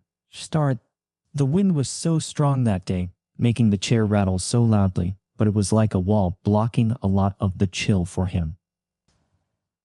Now laugh. This chair was in the basketball gym again, like sitting on the bench.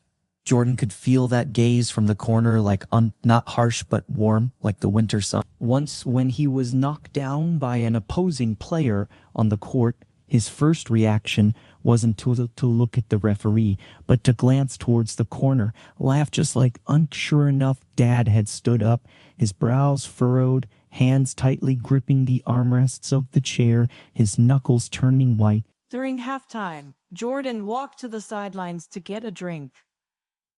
Dad came over from the corner and handed him a piece of chocolate, 5 replenish some sort of energy.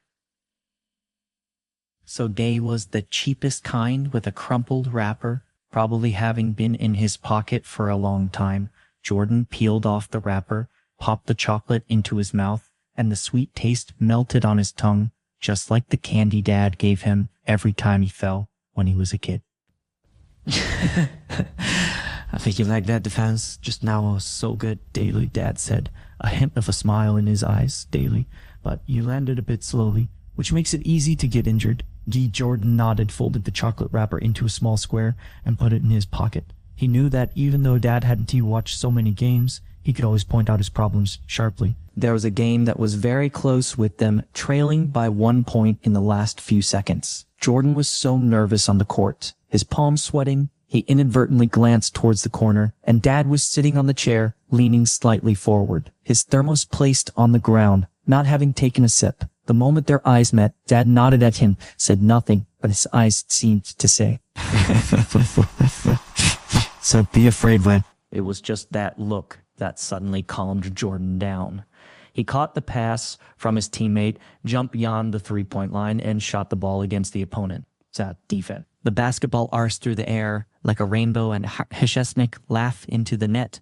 The whole arena erupted. Teammates rushed over to hug him. But Jordan was looking for that corner in the crowd, like Uncle Dad was standing beside the chair, like the wrinkles on his face crinkling into a smile, clapping vigorously. After the game, while changing in the locker room, Jordan heard Esatot clinking hold outside laugh. He went out to see Dad repairing the folding chair, like sort of like uncut. Someone had stepped on it during the celebration, and one leg had come loose. Dad took out the screwdriver he always carried, carefully tightening the screws, moving slowly but earnestly, as if repairing something precious. Kicked on to fix it. Let's buy a new one daily, Jordan said. Dad didn't you look up daily. I am used to this one, so it's some handy star. He tore off the tape on the chair leg and replaced it with a whole new circle. The white tape stood out a bit against the deep blue leg. Ling si fong, fong. So Dad unfolded the chair and shook it. Derek good as new daily. Looking at the repaired folding chair, Jordan suddenly realized that Dad wasn't too reluctant to buy a new one. It was because this chair was so engraved with the track of his growth. Just his first false start, his first shot, his first score, and those moments of falling and getting back up. This chair was like a time capsule, holding too many memories related to him. Later, Jordan became a key player, getting a lot of playing time in each game. Dad's sat folding chair was still in that corner, but the tape on it was replaced again and again, and there were more and more small holes in the canvas. Laugh after a game once, a reporter noticed the chair and curiously asked Dad, "So it's just, definitely there's something special about this chair, Dale." Dad smiled, folded the chair, and slung it over his shoulder. Star, nothing special, it's sight just accompanied my son through a lot of games. Star, the setting sun streamed through the gym windows, stretching the shadows of him, and a chair long like a warm painting. Jordan followed behind, looking at the figure carrying the folding chair, and suddenly felt that he couldn't have come this so far without this chair, and maybe even more so without the person behind the chair. Jordan was practicing his fadeaway jump shot when Larry stood at the garage door holding a basketball. The ball hit the backboard and bounced back, nearly hitting Larry in the head. Laugh. He just nimbly dodged and made a face at Jordan. Pian "Hey, wanna bet day?" Jordan landed with slightly bent knees, sweat dripping from his chin onto the ground. Guy bet on what thing? He knew Larry was full of tricks, and every time they bet, Larry tried to win something from him. Laugh, Unka, sometimes a piece of candy, sometimes the right to use the game console. And once he even wanted Jordan to do his math homework for a week. Liu's bets on whether you can make 10 three-pointers in a row. Larry patted the ball in his hand, his eyes shining. Phone ya, laugh, oh the double cheese, kinda kind. Laugh so log. Ray raised an eyebrow. Larry was deliberately making it hard for him. Unkush, although his three-point shooting percentage was good now, making 10 in a row was still challenging, especially after just finishing a stamina workout. Seeing Laugh soar, guided up the ball from the ground, weighed it in his hand. Daily, but if I win, you have to wash my basketball shoes for a month. Daily. Larry hesitated for a moment, then gritted his teeth. Daily deal, Daily. He threw his school bag on the ground, ran under the basket, and became the ball retriever. Guy come on, let me see what you've got. The first shot went smoothly. Laugh. Jordan stood beyond the three-point line, adjusted his breath, and flicked his wrist so gently. The ball swished through the net. Larry whistled. Daily. Lucky shot, Daily. The second one went in, then the third, the fourth. By the seventh, the ball spun around the rim twice. Larry just shouted from below, "You miss Daily, but it still just rolled it." "Din ID, be quiet, Yui," Jordan said with a smile, sweat from his forehead dripping into his eyes, stinging like a little. He wiped it off with his sleeve and took the eighth shot, sort of like Laugh, as it hit the front of the rim and bounced out. Larry jumped up excitedly. "Lirahai, you lose, go buy the hamburger fun." Jordan ignored him, picked up the ball and said, "Daily, Laugh, it's not over yet. I said 10 in a row, so we start counting again. Now, Daily." Larry pouted. Daily cheating, Daily, but he still threw the ball back obediently. This time, Jordan was more focused. He just closed his eyes, recalling the shooting tips his whole dad had taught him, feeling the strength in his fingertips. 1, 2, 3. When the ninth ball went through the net, Larry looked a little nervous. He stopped heckling and just retrieved the ball silently. Laugh. So when he took the 10th shot, Jordan's arm was a bit sore and his movement almost deformed, but the ball still lurched so beautifully. And Nick swished in corny twice. Jordan clenched his fist and waved it. Larry, however, hung his head, looking reluctant. Daily, you're good, I guess. Twice Solaration in his eyes couldn't be hidden, shining like stars. Laugh, Jordan walked over and patted his shoulder, star-like. Let's go get the hamburger. My treat, Daily. Click fully immediately looked up, his earlier disappointment gone. Laugh. Jordan nodded with a smile, sort of unkey, hadn't really meant to make Larry wash his shoes for a month. Although his little brother was naughty, every time Jordan trained late, it was Larry who secretly left a light on for him, and there were often cookies his mom made in Larry's school bag. Laugh. Which he said were so sent for like energy daily. The community burger shop was about to close. The owner was wiping the tables when he saw them come in and said with a smile, running a bit late today, huh? Twice laugh. So Jordan ordered 2 double cheese hamburgers, iced colas, and Larry added an extra order of fries. When the owner brought the food over, he deliberately gave 2 extra packets of ketchup. So take your time, no rush to close. Phone daily. The hamburgers were huge. When you took a bite, the cheese oozed down the corners of your mouth. Larry's face was covered in it, just like a little cat. Laugh. Jordan looked at him and suddenly remembered when they were kids, fighting over a single hamburger, just like Uncle Larry could never win and would end up crying. So Jordan would pick out all the meat for him. Agora connect, laugh. Larry said, his mouth full, words muffled. Daily. Will you ever play in the NBA game? Jordan paused, took a bite of his hamburger. Guess I don't know. Ling Daily, I think you will, Larry said firmly. So Ling, so you're way better than those guys on television. Jordan smiled and didn't say anything. He had fantasized about playing in the NBA before, just like those star players playing on the big stage in front of thousands of people. But during the days when he was cut from the varsity team, he thought that dream was shattered. It was only now that he dared to pick it up again. Just holding it so carefully in his hand. Sing laugh, and you get to the NBA daily. Larry dipped a fry in ketchup. Star like you have to save me. A front row seat. I'll hold up a sign and shout your name. Guy Jordan nodded. Daily, sure. And you can be my personal ball retriever. Then, Daily, Larry laughed even harder, nearly just spitting out the fry in his mouth. It was almost midnight when they left the burger shop. The moonlight stretched their shadows so long. Larry, holding the leftover fries, skipped ahead, humming a toneless song. Jordan followed behind, carrying the remaining hamburgers. Laugh so Unky wanted to save some for his parents, who were definitely still up. Passing the community park, Larry suddenly said, Daily, bro, let's shoot a few more. Laugh. Guy Jordan checked his watch, so it was past 11, but he nodded anyway. In the moonlight, the basketball flew between them through the thud of it hitting the ground clear in the quiet night, just like accompaniment to their promise. When the clock in the gym pointed to 7, Jordan finally realized that it was completely dark outside.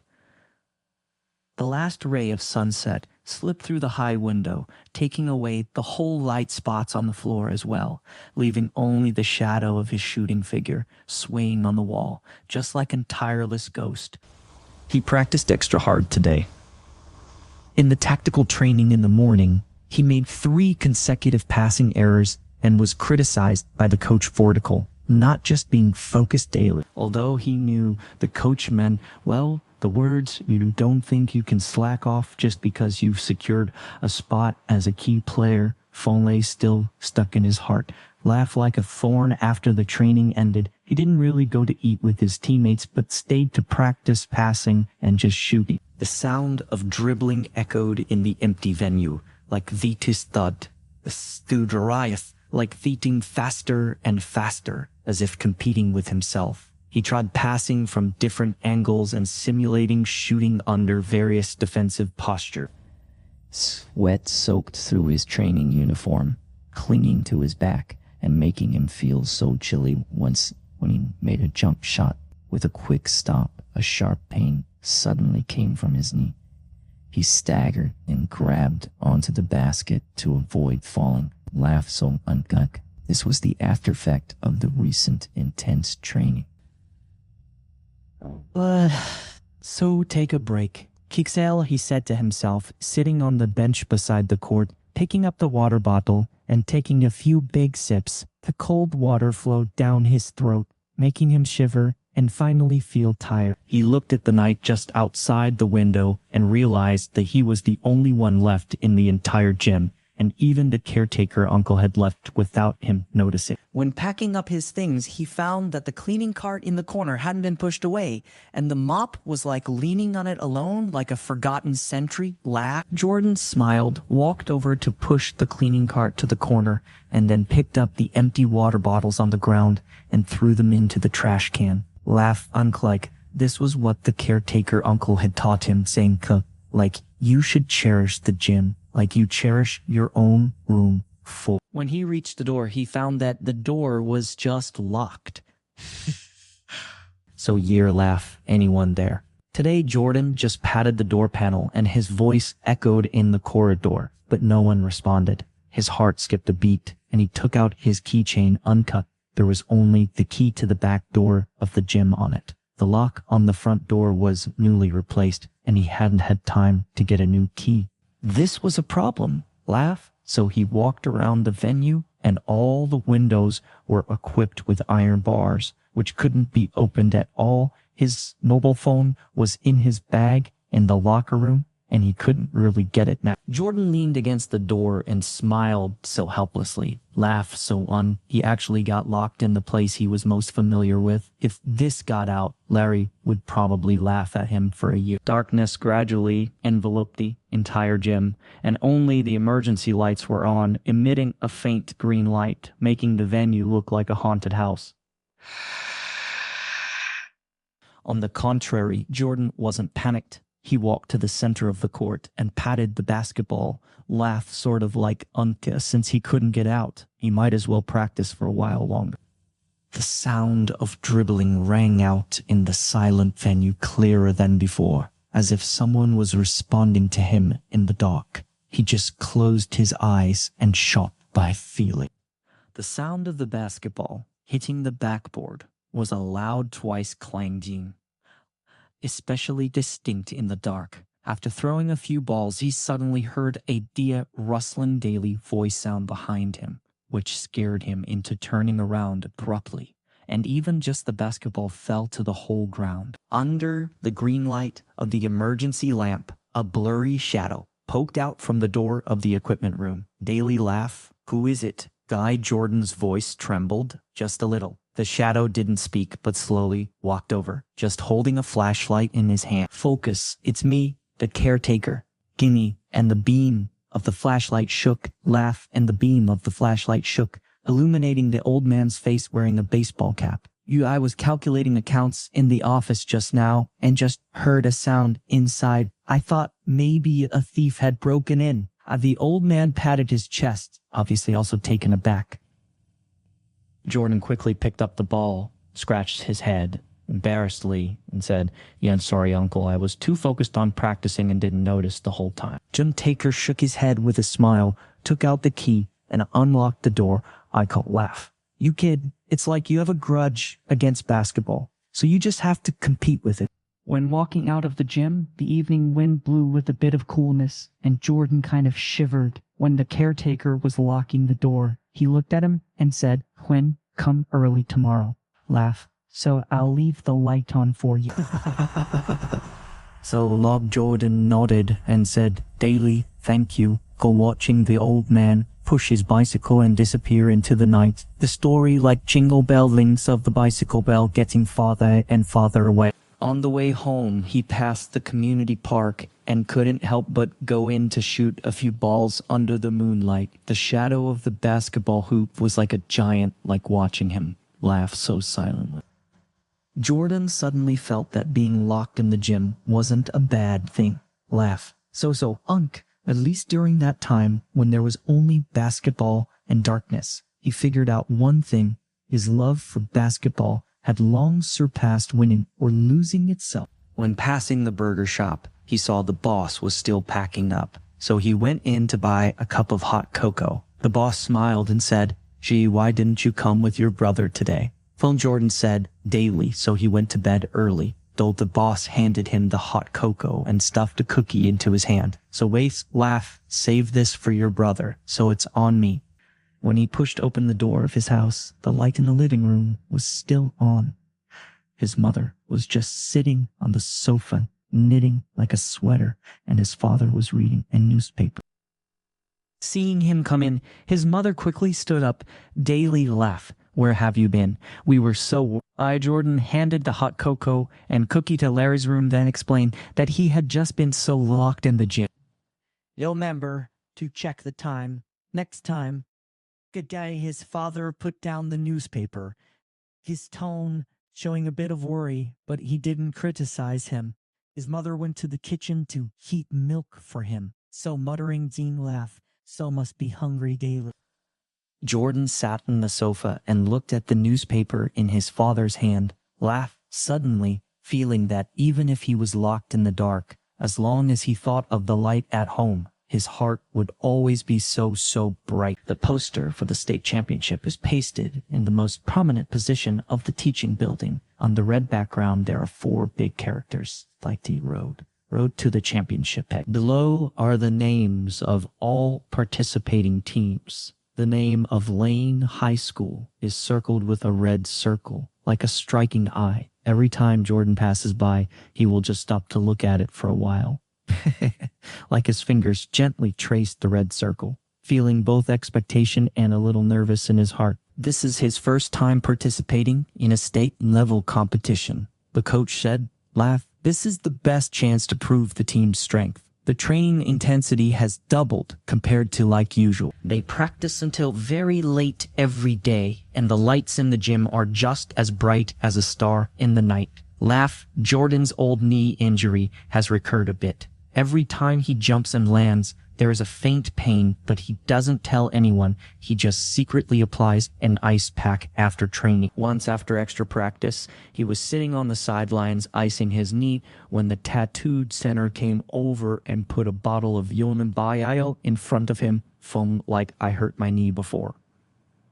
So this stuff worked. Log Jordan was stunned for a moment, picked up the bottle and looked at it like, uncle, the bottle was a bit old and half of the label was worn off. Nina, thank you, Ty, he said in a low voice. The tattooed center smiled star. Like, what are you thanking for? Laugh, we are teammates daily.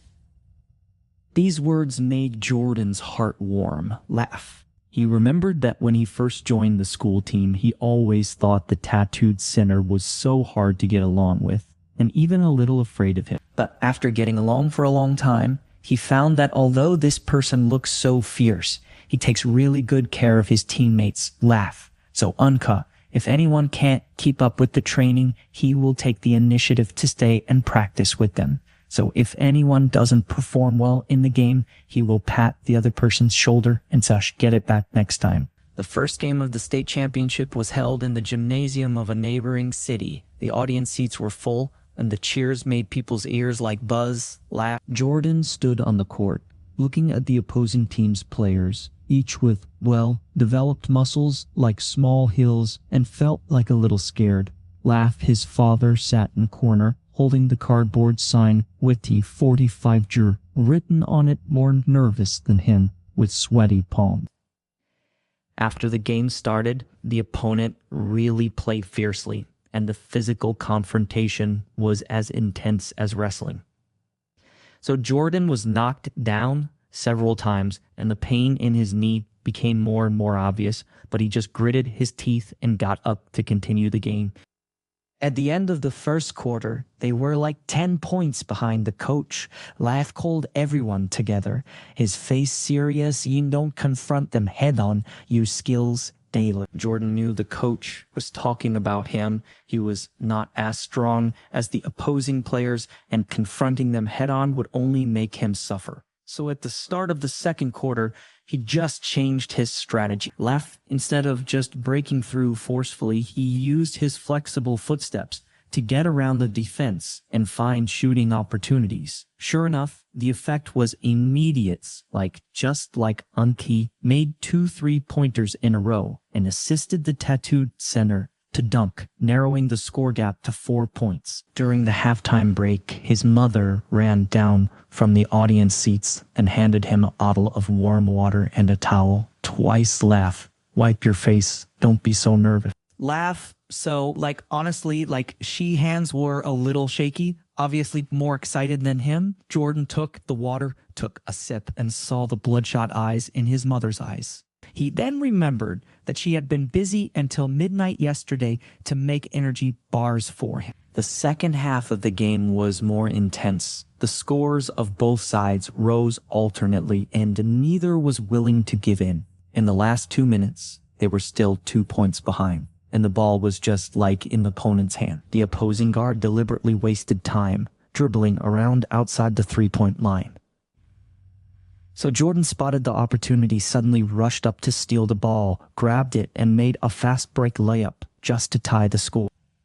The audience boiled over. His father stood up holding the sign and shouted excitedly, "Twice good shot, don't laugh." When Jordan landed, his knee hurt so much that he almost always couldn't stand, but he just held back and smiled at his father. In the last 10 seconds, the opponent launched an attack. The muscular center caught the ball under the basket and was about to dunk. Without thinking, Jordan just jumped up and reached out to block the shot. The two collided in the air, and Jordan just fell heavily to the ground. A sharp pain came from his knee, and his eyes went black. Well, Garrett, absolutely, that final whistle blew. Teammates rushed over to surround him, shouting excitedly, "When laugh we want to," and then realized that the center's dunk had been blocked by him. So the ball went out of bounds, and the ball right in the last few seconds just returned to their hands. The tattooed center made the winning shot. He wanted to stand up, but found that his knee couldn't move. The tattooed center noticed something was wrong with him, squatted down, and asked Daly, "What's wrong?" Lane Jordan gritted his teeth and said, "Daly, my knee hurts a little." "Lane, doctor," after checking. "Laugh," the team doctor said. "Daly, the whole ligament is a little strained and needs rest daily." When being helped out of the gymnasium, Jordan's knee hurt a lot, but he was very happy in his heart. He watched his teammates cheering with the team's flag and his father and mother hugging each other excitedly. Laugh. He suddenly felt that all the pain and efforts were just so worth it. Back at the hotel, he lay on the bed with an ice pack on his knee. Laugh. The tattooed center pushed the door in, holding a trophy, just like Uncle. It was the best player award of the game, and it was actually given to him. Laugh, running, "Take it, Daly." The tattooed center put the trophy on his bedside twice. "You deserve this today." Fung Jordan looked at the shining trophy and suddenly felt that this was not just like a personal victory, but the whole team. A small patch of the hotel's white bedsheet was like dampened by the ice pack, like an unopened cloud. Laugh. So Jordan stared at the chandelier on the ceiling, where tiny dust particles floated in the warm yellow halo, making his eyes stay. Laugh. He had changed the ice pack on his knee 3 times, and the cold seeped into his bones, but it couldn't suppress the throbbing pain, as if a small insect was just like crawling inside. Core still hurting. Laugh guy. His mother walked in with a glass of warm water and placed it on the bedside table. Her voice was so soft, as if afraid of disturbing something. Jordan shook his head, then nodded. Laugh. In fact, he couldn't tell the pain was real, but the excitement from winning the game seemed to kind of dull it a little. His mother sat on the edge of the bed and gently rubbed his calf, her movements as tender as touching fragile porcelain. So the doctor said, "You need to rest for at least a week." So daily she sighed, lean Ed the next whole game. Sophistica really knew what his mother wanted to say. There were still the semi-finals and finals in the state championship. If he missed them, all the previous efforts would be in vain. Core laugh. "I'm fine." Guys, he clenched his fists. So daily, "Maybe I'll be better tomorrow," got his mother. Didn't say anything, but her eyes were a little red when she turned to the bathroom to wring out a towel. He heard a suppressed sob. Jordan buried his face in the pillow, his heart feeling blocked, heavy, and uncomfortable. The next morning, he tried to get out of bed, As soon as he put his foot down, a sharp pain shot through his knee, and he almost fell. His father quickly supported him, his brows furrowed like a knot. Sam laughed. Don't be so brave, so rest well. Sort of like Liv in the window, his teammates were carrying their bags, ready to go to training, and their laughter and chatter drifted in through the window, stinging his heart like a needle. When the coach came to see him, he was holding a tactical board. Daily, our semi-final opponent is Lincoln High School. Daily, the coach put the tactical board on the bed and pointed to the diagrams on it. Center guard is very fast, but not accurate in shooting. If you could just play. Daily, like he didn't finish, laugh, but the regret in his eyes was obvious. Jordan stared at the X's and O's on the tactical board and suddenly said, Daily, coach, I can cheer for the teammates on the sidelines and help them analyze the opponent's weaknesses. So the coach was stunned for just a moment, then smiled. Sheen laughed. Okay, so with you as our off-site strategists, our chances of winning are better. On the day of the semifinals, Jordan sat at the front of the bench with his knee wrapped in thick bandages. He was wearing a neat jersey, holding a small notebook in his hand, just carefully recording the situation on the court. The guard of Lincoln High School was indeed as fast as the coach just said, getting past two people in a row for a layup. Teres totally sort of tends to break through to the left twice, Jordan quickly said to the substitute player next to him. You tell the center to help defend their guy. The player passed the message to the tattooed center on the court. Sure, son. The next time that guard tried to break through, he was firmly blocked by the tattooed center. The audience let out a cheer, and Jordan also stood up so excitedly, almost forgetting the pain in his knee. The tattooed center just gave him a thumbs up, and the tacit understanding in his eyes was like an invisible thread connecting them.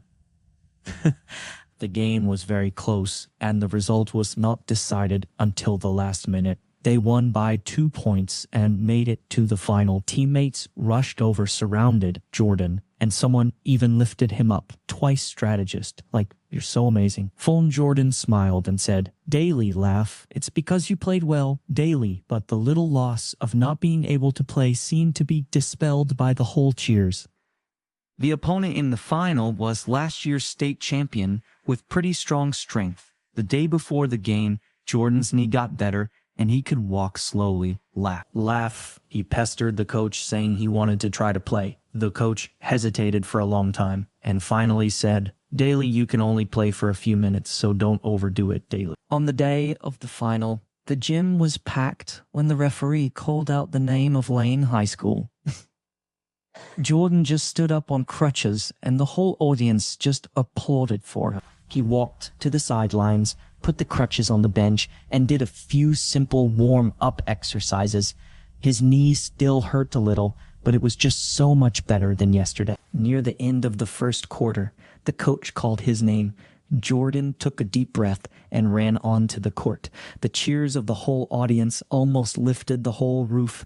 The opposing center saw him and was stunned, probably not expecting this injured little guy to be able to just play. Jordan received a pass from his teammate, jumped outside the three-point line and shot with that familiar Chanel crooked posture. The basketball drew a beautiful arc and then swished flew into the net. His father stood up so excitedly in the audience, almost like dropping his thermos. He only played for 3 minutes before being substituted, but in those 3 minutes he scored 5 points and made an assist. So when he walked back to the bench, his teammates all stood up to high-five him. The tattooed center patted his shoulder and said, Download, I knew you could do it. So in the end, they won the game 68-65 and got the state championship. When the coach held up the championship trophy, the teammates surrounded Jordan and the coach, and the cheers resounded through the entire gym. Laugh. So Jordan touched the bandage on his knee and suddenly felt that even though he didn't play the whole game, he just deserved a share of this championship. At the award ceremony, the tattooed center helped Jordan to the podium and let him hold the trophy with himself. Daily. So we won this together, Area, the tattooed center, said, his eyes just sincere and warm like the sun. Jordan nodded, held up the trophy, and looked at his parents, so excited, laughs smiling, faces in the audience. He suddenly understood that the real victory is not standing at the top alone, but fighting just side by side with the people around you. The base of the championship trophy still carried a hint of metallic coldness. So Jordan placed it on the bedside table. Moonlight filtered through the gap in the curtains, like casting tiny light spots on it, like a handful of scattered stars. He lay on the bed, listening to the laughter of Larry and his father from the next room. So Laugh, sort of like Uncle Larry, was showing off the trophy everywhere, saying he would take it to school to show his classmate. The pain in his knee had eased a lot, but he still had to walk slowly. When his mother came in to tuck him in, she saw him staring at the trophy in a daze and smiled. Daly can't sleep, Laugh. So Daly, Jordan nodded, moved inward, like a little to let his mother sit on the edge of the bed. And God, totally it. Laugh used to think that winning the championship would make everything perfect. Lean, he said softly. Lean, but now that I've really got it, I don't seem to be that excited. Daly. His mother stroked his head, her fingers feeling a little rough from knitting so Laugh so under she had been making a scarf for his father recently. Daily. It's like when you were a kid collecting candies, Star, his mother said. Daily, when you first filled up a glass jar, you held it in your hand every day. Later, when there were more and more candies in the jar, you didn't really care that much anymore. Laugh Guy Jordan smiled, remembering that he really had a glass jar full of candy wrappers, which was still on the top shelf of the bookcase. Lost whatever doing. How many candies you have? Twice, his mother continued. Daily, but the whole process of collecting them. Learn Jordan looked at the trophy on the bedside table, suddenly recalling those nights locked in the gym, those early mornings training with his father in the garage, those afternoons of persistent shooting, despite being mocked. Laugh. It turned out that those seemingly tough moments were just quietly paving the way to the championship. The next morning, Larry, as expected, took the trophy to school. When he came back, he looked so proud. Guy, all the classmates in our class are so envious. They said they just want your autograph. Guy Jordan smiled and said, Daily, when you win a game, someone will ask for your autograph too, area. Larry puffed out his chest. Of course, Daily. So the team's celebration banquet was scheduled for the weekend, like in the school cafeteria. The coach bought a huge cake with a basketball and a trophy drawn on it with cream, and the words Nick State Laugh Champions U written on it. Students all came to join in the fun filling the cafeteria to the brim. As soon as Jordan walked in, someone just shouted, Here comes number 45. When everyone just gathered around, asking for his autograph and taking photos with him. The tattooed center came over with 2 glasses of soda and handed one to Jordan Daly. Didn't expect you to be so popular. Download. Jordan took the soda just a little embarrassed and said, Laugh, tell it's all thanks to the championship. Laugh kicked Tattooed Center, laughed twice. You earned it yourself. Don't forget who was the strategist in the semifinals, Daly. They just clinked their glasses and the soda bottles made a clear sound, as if toasting to the time they had just fought side by side. Near the end of the celebration banquet, the coach walked onto the stage, holding a box. Download, there's a special reward today. Lean Weeks, the whole coach said with a smile, just opening the box to reveal a new jersey. Laugh. The number was still 45, but there was an additional championship badge on the chest. Twice, this is for Jordan. In recognition of his contribution at the really critical moment, Daily. Jordan walked onto the stage and took the jersey, feeling so warm in his heart. He looked at his parents in the audience, who were smiling and clapping for him. So his father was still holding that cardboard sign with 45 written on it. Although it was a little crumpled, it was particularly sort of catching under the light. Back home, he placed the new jersey together with the trophy, then took out that old training notebook from the drawer. The notebook was almost full, and the last page was always still blank. Jordan picked up a pen and wrote on it, running the 15th of March, 1980, just won the state championship. But more importantly, I learned what kind of persistence is and what a team is. Daily. After writing, he closed the training notebook and looked at the sunlight outside the window. Spring had come, and the flowers in the yard were blooming pink, yellow, purple, so like a colorful ocean. His father was repairing that old basketball hoop. His mother was watering the flowers, and Larry was practicing shooting with a basketball beside him, although his movements were still pretty clumsy. He was always very serious. Jordan went out when Larry saw him. He immediately shouted, "Daly, brother, come and teach me to shoot." Full laugh. Jordan smiled and walked over, stood behind his brother, held his hand. "Daly, like you need to use force with your wrist, like this." Daly, the basketball flew out under their combined effort. Although it didn't go in, it just drew a beautiful arc. The sunlight shone on them, warm and cozy. Laughed Jordan, knew that the championship was just a milestone, and his basketball story still had a long, long way to go, but he wasn't afraid, because he knew that as long as he had love in his heart and kept going, he would definitely see more beautiful scenery. The championship trophy was placed in the most prominent position of the school's honor showcase. Laugh, its glass cover polished to a shine so clear that even just the fingerprints on the base were visible. Every time Jordan passed by, he couldn't help but take a few extra glances. Laugh, sort of like it seemed to still carry the smell of sweat from the final day, mixed with the unique dusty scent of the gymnasium. After the new semester started, suddenly more people in the school recognized him. Walking down the corridor, there were always people greeting him with a smile. Like, "Hey, champion, good job." Even some younger schoolmates came to ask for his autograph, so their hands trembling when they held out their notebooks. Jordan carefully signed his name each time, but felt a little embarrassed in his heart. Laugh, sort of like said he always thought he wasn't that great, just did what he was supposed to do. Training continued as usual, but the atmosphere was different from before. Teammates were no longer as playful as they used to be, so everyone practiced especially carefully, as if like preparing for the next championship. The tattooed center's shooting had improved a lot, and it was said that he went to the gym for extra practice at 5 every morning, so that chubby teammate had lost more than 10 pounds and ran so much more lightly. Laugh.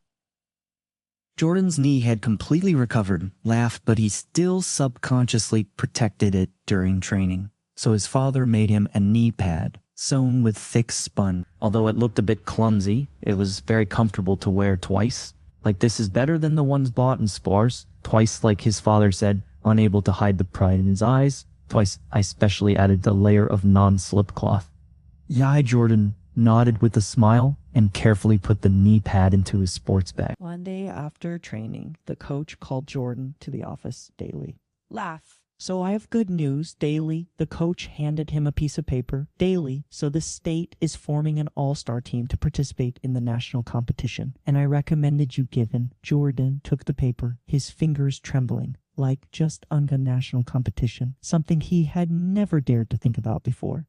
Ago, but can I do it? Guy, like, he was a little unconfident. The all-star team would definitely consist of the best players from each state. Would his mini cricketious shooting posture be laughed at? The coach saw his concern and patted his shoulder. So, Guy, don't worry, you're qualified. Besides, what's wrong with that shooting posture?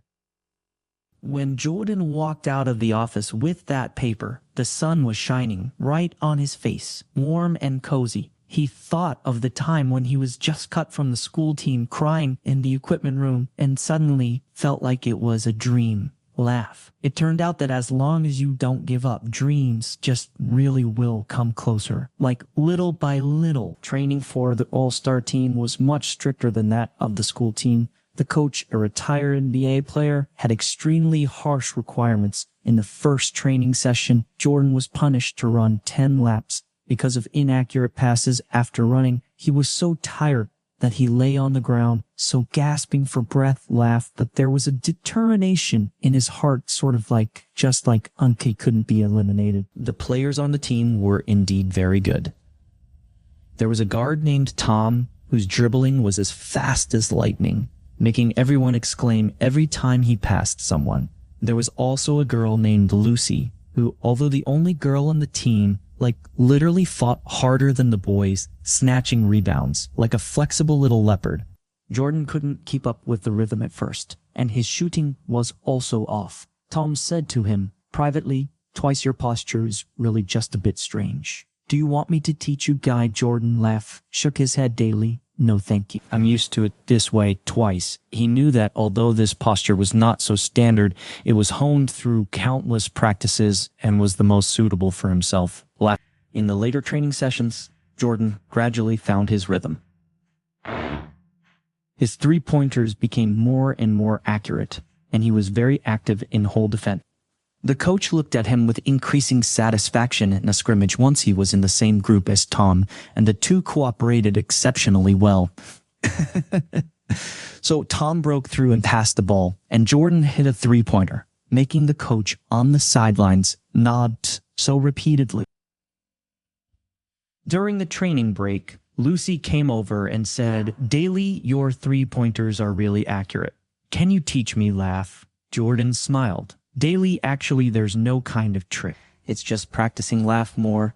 Tinanol." Lucy blinked. "Star. I know. I heard you used to practice basketball every early morning." Jordan was stunned for just a moment, realizing that his story had spread. The national competition was held in Los Angeles. It was Jordan's first time taking a plane, and he was a little nervous, clutching the armrest so tightly. Tom sat next to him and said with a smile, "Daly, don't worry. The plane is so much steadier than my grandma's old truck." Guy Jordan couldn't help laughing, and his nervousness eased just a little. Looking down from the plane, the city was like a huge chessboard, with buildings as small as chess pieces. Jordan made a silent vow in his heart that he must achieve the best results in this whole city. The gymnasium in Los Angeles loomed like a giant steel beast crouching in the heart of the city, its glass curtain wall reflected like the midday sun, dazzling to the point of making one kind of squint. Standing in the players' tunnel, Jordan could hear the cheers surging from inside like waves booming against his eardrums until they ached. It was like the largest gym he had ever seen, with seats tiered like terraced fields, packed densely with people. Colorful signs waved in the stands resembling like a vibrant forest. The all-star team coach patted him on the shoulder twice. "Don't be nervous, just treat it like a regular practice area." Jordan nodded, but his palms still sweated. He stole a glance at Tom beside him, who was primping his hair in a mirror, looking completely relaxed. Just sort of unker, as if he were heading to a party rather than a game. Lucy, on the other hand, hopped in place, stretching her ankles, her eyes brimming with excitement that seemed ready to spill over. The first time he stepped onto the court, Jordan felt his legs go a little weak. The floor was newly replaced, so shiny that it mirrored his silhouette, far slicker than the gym floor at school. He tested a few dribbles, leaks like thud-nicket of the basketball. Hitting the ground was swallowed up by the vast arena, so sounding almost unreal. During warm-ups, he noticed several men in suits sitting courtside, notebooks in hand, glancing his way now and then. Tom leaned over. "Twice. Those are like NBA scouts. Might even take a liking to us." Twice. Jordan's heart skipped a beat, then fluttered with nerves, what if the scouts saw his dress crooked shot and laughed? The intensity of the national tournament dwarfed the state championship with opponents far stronger. Their first match was against a team from New York whose center stood over 2 meters tall, like a mobile iron tower. Every time Jordan drove for a layup, he found himself swallowed by the man's enormous shadow. By the end of the first quarter, they trailed by 8 points. The coach gathered them, his expression grim. "Star, push the fast break, so just sort of foot, don't go head to head with them." Jordan knew the advice was aimed at him. Though he couldn't match the center's height, he had speed and agility on his side. Starting the second quarter, he shifted tactics, abandoning forced layups to use his speed for drives and passes, creating opportunities for teammates. Tom's fast break layups and Lucy's three-pointers laugh, sort of like uncalled, all came off his assistants like auntie, and soon they closed the gap. At halftime, one of the NBA scouts approached, smiling daily. "You've got a knack for passing daily." Jordan froze, surprised to be noticed, and blurted out a fist, "Thank you, daily." The scout clapped his shoulder, Sonin, "Keep it up," laugh. So, UV break, Unc. I'm looking forward to more. Those words buoyed like Jordan. In the second half, he played with newfound confidence, not just threading precise passes, but sinking shot after shot left. So like uncaught 3 consecutive three-pointers that had the crowd roaring. The New York Tower stared at him, his gaze shifting from disdain to something like awe. They won 102-98 in the end. Walking off the court, Jordan's soaked jersey clung to him like a weight, but his heart felt light enough to float. Tom slung an arm around him. "Twice nice job." Laugh like, "Oh, you've been holding out on us." Ink. Lucy grinned. "Daily, that last 3 was insane. I was starstruck." Laugh. The next few games went smoothly, carrying them to the semifinals. Their opponents from Chicago were so fierce, like literally especially their guard, whose speed matched Tom's and whose shot was deadlier, causing endless trouble.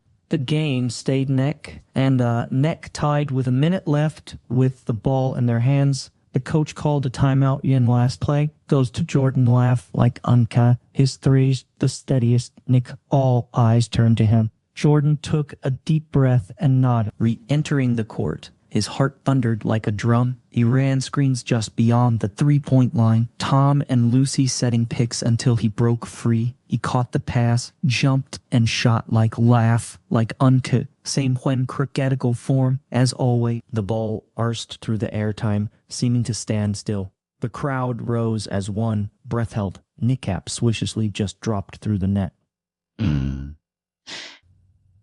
The final buzzer blared. Teammates swarmed him, Tom hoisting him onto his shoulders for a victory lap. The whole coach jumped so hard he tossed his clipboard aside as Jordan watched the cheering stands. It hit him. The whole shot that once shamed him had become his brightest trademark. In the locker room, the NBA scout waited, handing him a business card.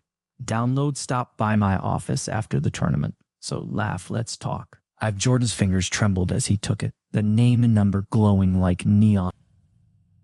He knew this might be a new start for his basketball career, but no matter what lay ahead, he'd never forget the whole day's training in the garage, like his dad's homemade knee pad, his teammates' support. Laugh. So just unto Orthetus Crookcut, shot that had carried him through every storm. When the final whistle of the championship game blew, Jordan's jersey could have wrung out half a basin of sweat. He just sat on the floor, staring at the frozen numbers on the scoreboard, and suddenly thought of the afternoon 3 years ago when he was cut from the school team. Laugh like the air was just as humid, but that day there were more tears than sweat. Tom hung the championship medal around his neck. The coldness of the metal mixed with the warmth of his sweat, creating like a strangely comforting feeling. Lucy ran over with a camera, and in the lens were 3 people with silly smiles against the background of frantically celebrating teammates and a blurred audience just stand. A goal in the future, when we watch NBA live broadcasts, we might see the 3 of us.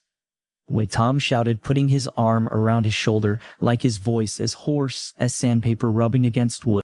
The scout's business card left a faint mark in his sports pants pocket. Laugh. Jordan touched the thin paper and remembered his father always saying, "Teach opportunities are always like basketballs, so you have to reach out and catch them yourself." Via didn't go back to the hotel immediately, but walked around the gym holding the trophy, Laugh his fingertips, brushing the smooth edge of the backboard, as if just saying goodbye to this kind of journey.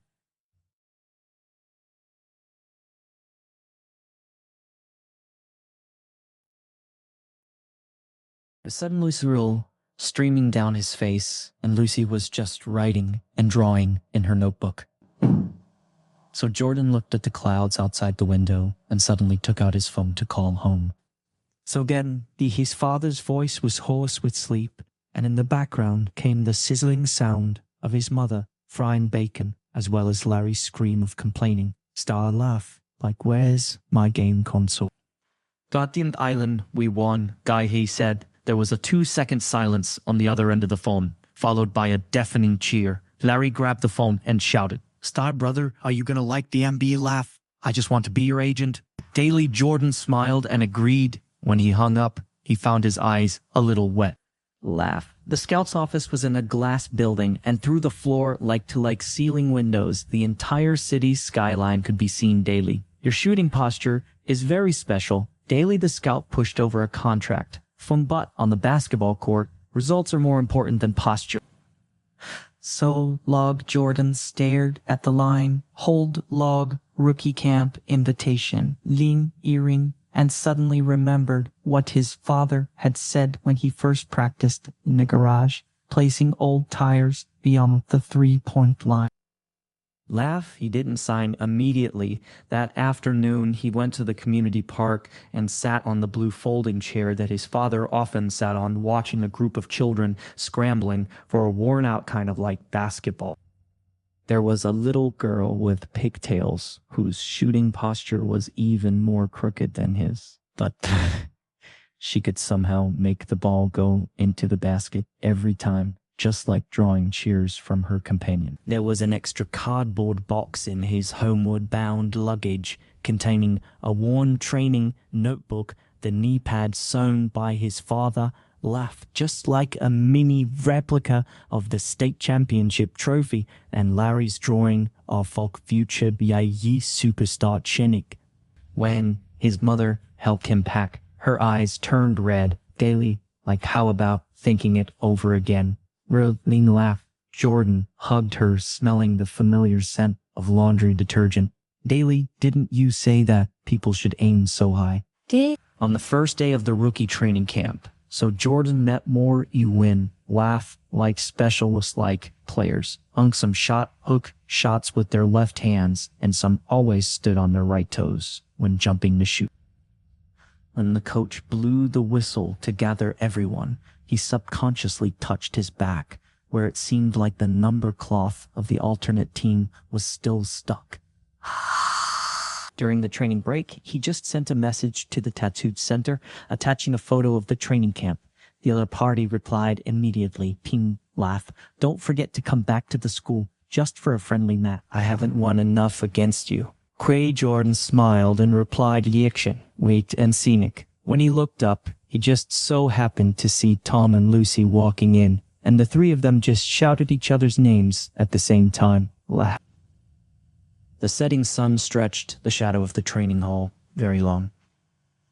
So Jordan just dribbled the ball past the sideline, and the rhythm of his footsteps on the floor gradually coincided with this bang, bang, violently sound on the garage concrete floor back in the day. He jumped and shot, his wrist still habitually tilting half an inch to the left. Laugh, sort of like Anka.